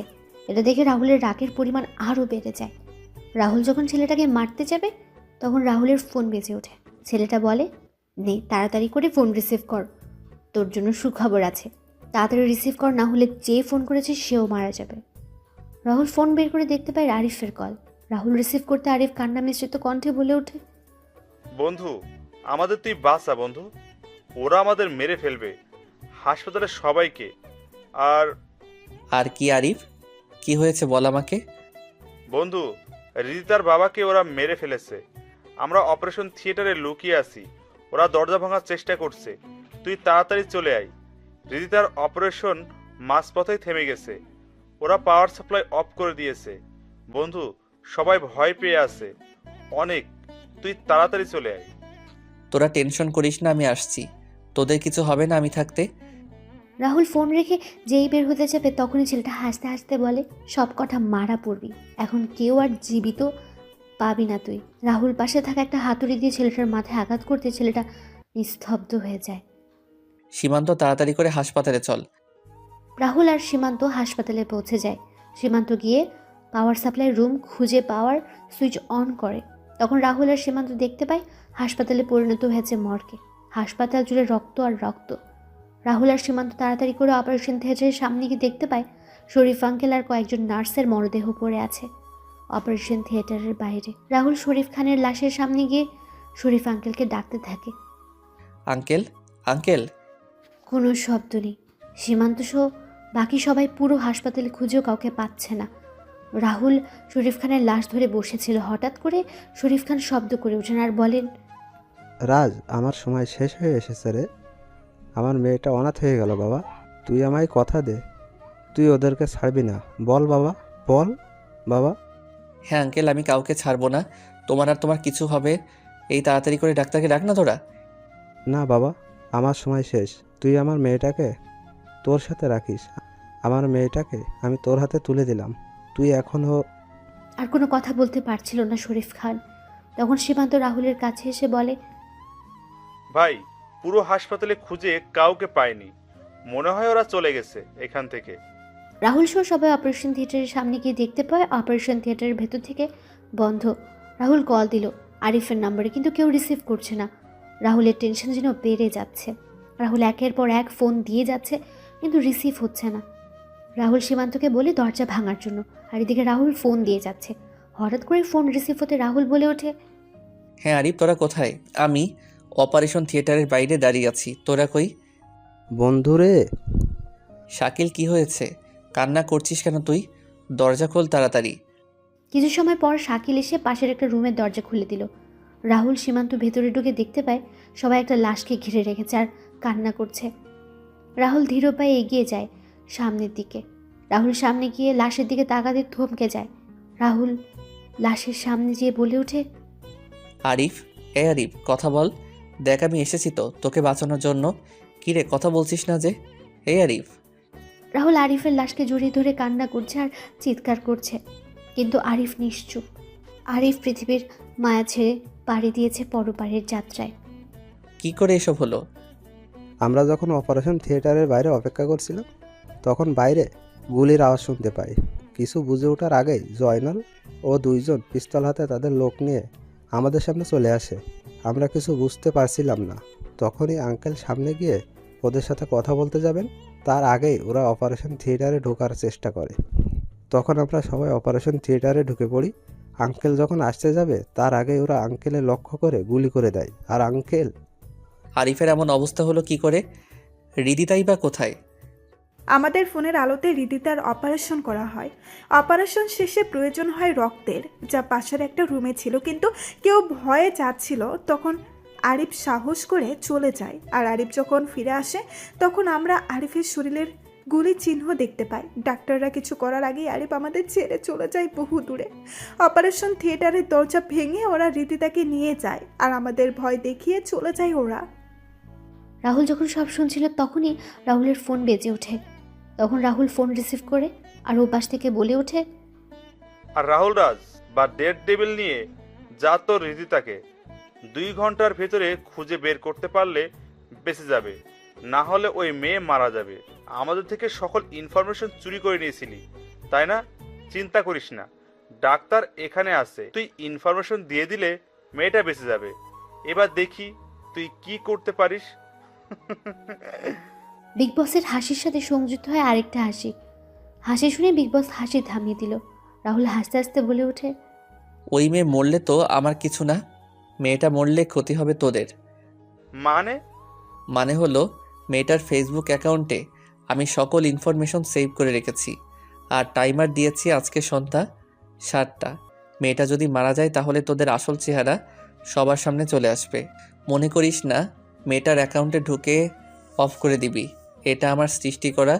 সো আমি মেয়েটার একটা কোড দিয়ে অ্যাক্টিভেট করে রেখেছি, যা মেয়েটা ছাড়া কেউ জানে না। এখন একমাত্র মেয়েটাই পারে তোদের বাঁচাতে। এখন তোর চিন্তা কর, মেয়েটা মরবে না বাঁচবে। টিং ঠক টিং ঠক, হা হা হা। রাহুলের এমন কথা শুনে শাকিল, সীমান্ত সহ সবাই অবাক হয়ে যায়।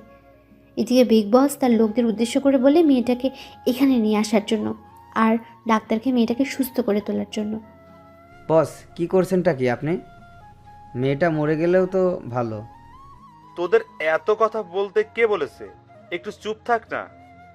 আবার রাহুলের ফোন বেজে ওঠে। রাহুল ফোন রিসিভ করতেই চাচা বলে ওঠেন, রাহুল, হৃদিতা মামনিকে দেখলাম স্ট্রেচারে করে কয়েকটা লোক আমাদের ওই পুরাতন বাংলোতে নিয়ে গেছে, আর সবার সাথে অনেক অস্ত্র আছে।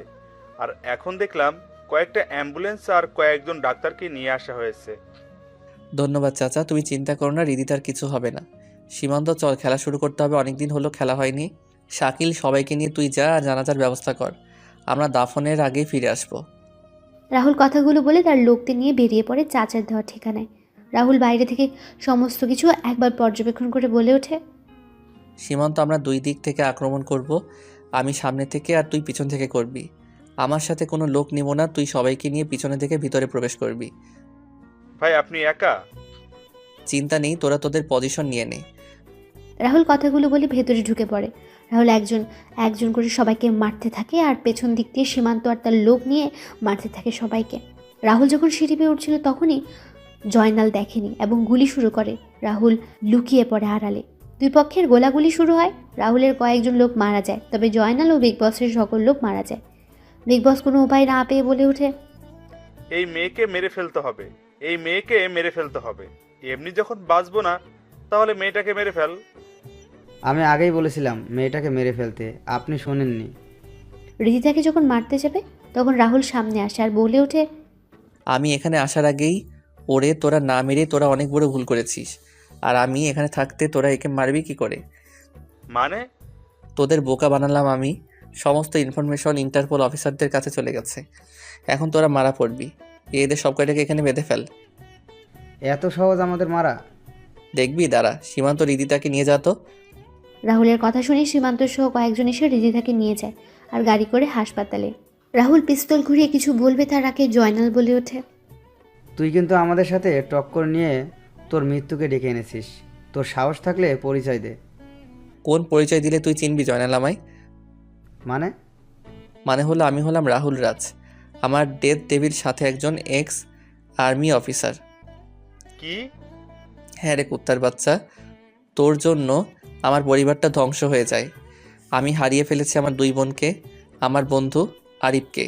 তোর এত লোভের কারণে আমি আমার পুরো পরিবারটাকে হারিয়েছি। আরে জয়নাল, তোর কাজের জন্য তো আমি নিজের জীবন দিয়ে দিতাম, তাহলে এমনটা কেন করলি? তোদের মতো মানুষের জন্য শত শত ভাই তার বোন হারাচ্ছে, বাবা মা হারাচ্ছে তাদের ছেলে মেয়েকে। তোদের জন্য আজ সত্যিকারের ভালোবাসাগুলো হারিয়ে যাচ্ছে। তারপরও আমি তোদের ক্ষমা করে দিতে চেয়েছিলাম, কিন্তু তোরা এই দেশের ক্ষতি করার জন্য উঠে পড়ে লাগলি। তুই তো মারা গিয়েছিলি। আরে রাখে আল্লাহ মারেকে, কথাটা তো শুনেছিস নিশ্চয়ই। কিন্তু তুই আমাদের পরিচয় পেলি কি করে? তোর ডান হাত ফারুকে মারার পর আমি ফারুকের লকার খুলে কিছু ফাইল আর ছবি পেয়েছিলাম, সেখানে তোর আর তোদের কিছু ছবি পাই। ড্রাগনের পাওয়ার তো জানিসই। তোদের পরিচয় আর তোদের খুঁজে বের করতে আমার কোনো পরিশ্রম করতে হয়নি। এবার সময় হয়ে গেছে তোদের পরপারে যাওয়ার। তুই কাদের জন্য আমাদের পিছনে লেগেছিলি? 4 বছর আগে সিনিয়র ইন্সপেক্টর সুমনার কথা মনে আছে? যাকে তোরা জোর করে ড্রাগস খাইয়ে পাগল করে দিয়েছিলি। আমার আপুটা ড্রাগসের নেশায় এতটা আসক্ত হয়ে পড়ে একসময় ড্রাগস না পেয়ে আত্মহত্যা করে।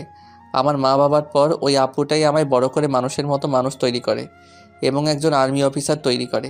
তোদের ব্যাপারে সব জানার পর আমি আমার সিনিয়র অফিসারদের সব জানাই এবং তারা আমার সাথে সহমত পোষণ করে। আমার ছোটো বোন সীমা যখন জানতে পারলো তোদের পরিচয়, তখন তোরা সীমাকে তুলে নিয়ে ধর্ষণ করে ব্ল্যাকমেল করতি আর নিজেদের শারীরিক চাহিদা মেটাতি। সবশেষে আমার বোনটাকে তোরা মেরে সেটা আত্মহত্যা দেখিয়ে দিলি। এবার সব কিছুর হিসাব মেটাবো আমি। রাহুল একটা চাকুনি তিনজনের বুকে আঘাত করতে লাগলো। সবার বুক ক্ষতবিক্ষত করে দিয়ে লিখে the death devil. Boss, Joynal আর বিগ বস চিৎকার করছে, কিন্তু রাহুল কোনো কথায় কর্ণপাত না করে বেরিয়ে যায়। রাহুলরা বাড়ি থেকে বেরিয়ে নিজ হাতে রাহুল বমটা ব্লাস্ট করে দেয়। মুহূর্তে বাড়িটা আগুন ধরে যায়। ব্লাস্ট হওয়ার সাথে সাথে বাড়িটাও ভেঙে পড়ে। তারপর রাহুল 2 ফোঁটা চোখের জল ফেলে, আকাশের দিকে তাকিয়ে বলে, আপু, তোদের হত্যার বিচার আমি নিয়েছি। আরিফ বন্ধু, আমি তোর হত্যাকারীদের শেষ করে দিয়েছি। তোরা ভালো থাকিস, সবাই ওপারে। রাহুল চলে যায়। আরিফ শরীফ খানের জানাজা শেষ করে চলে যায় হাসপাতালে গিয়ে জানতে পারে সকালে রিজিতের জ্ঞান ফিরবে। সীমান্ত সহ বাকি সবাইকে পাঠিয়ে দিয়ে রাহুল হাসপাতালে থেকে যায়। রাহুলের চোখটা লেগে আসছিল, তখনই নার্স এসে বলে দেয় রিজিতের জ্ঞান ফিরেছে। রাহুল গিয়ে রিজিতার সাথে দেখা করে। রিজিতার সুস্থ হতে 1 মাস লেগে যায়। রিজিতা তার বাবার এমন মৃত্যুর কথা শুনে কান্নায় ভেঙে পড়ে। রিজিতা এখন রাহুলের সাথে রাহুলের মামা মামির। রাহুল রিদিতাকে বিয়ে করতে রাজি হয়। আজ 32 ডিসেম্বর, রাহুল আর রিদিতের বিয়ে। এদিকে কাজী বলছে, বাবা, এবার তুমি বলো। কি বলবো? কবুল কবুল। হ্যাঁ বলছি, আবুল আবুল। আমি ওর কথা শুনে একটু রাগ দেখিয়ে বললাম, কি বলছিস তুই? এদিকে সবাই হাসছে। রিদিতা তখন বলে, তুই কবুল বলবি না আমি? ওইটা করে নেব সবার সামনে। বলছি, কবুল কবুল কবুল। কাজী সাহেব, আর বলা লাগে কি? না বাবা, হয়ে গেছে। দোয়া করা শেষ হলে রিদিতা রাহুলের কানে কানে বলে, আজকে রুমে আয়, আমি ছুরি আর লাঠি নিয়ে অপেক্ষা করব। আমায় কষ্ট দেওয়া না, রুমে আয়, বুঝতে পারবি। ইন্না নিল্লা, আল্লাহ কি বলছে এসব? আয় রুমে। তখন মিথিলা এসে বলে, দুলাগাই, বিড়ালটা মারিস ভালো করে। আগুনে যা ঘি ঢেলেছিস সেটা এখন অনেক গরম হয়ে ফুটছে। বিড়ালের বিয়ে হবে না। এখন সেটা বুঝতে পারছি। হে সৃষ্টিকর্তা, তুমি রহম করো আমার উপর। পাঠক আর পাঠিকাগণ দোয়া করিয়েন। আমি যাচ্ছি দিয়ার রাগ ভাঙাতে। ভালো থাকবেন আপনারা, আর আমার জন্য দোয়া করিয়েন। দেখা হবে খুব তাড়াতাড়ি নতুন কোনো গল্পে।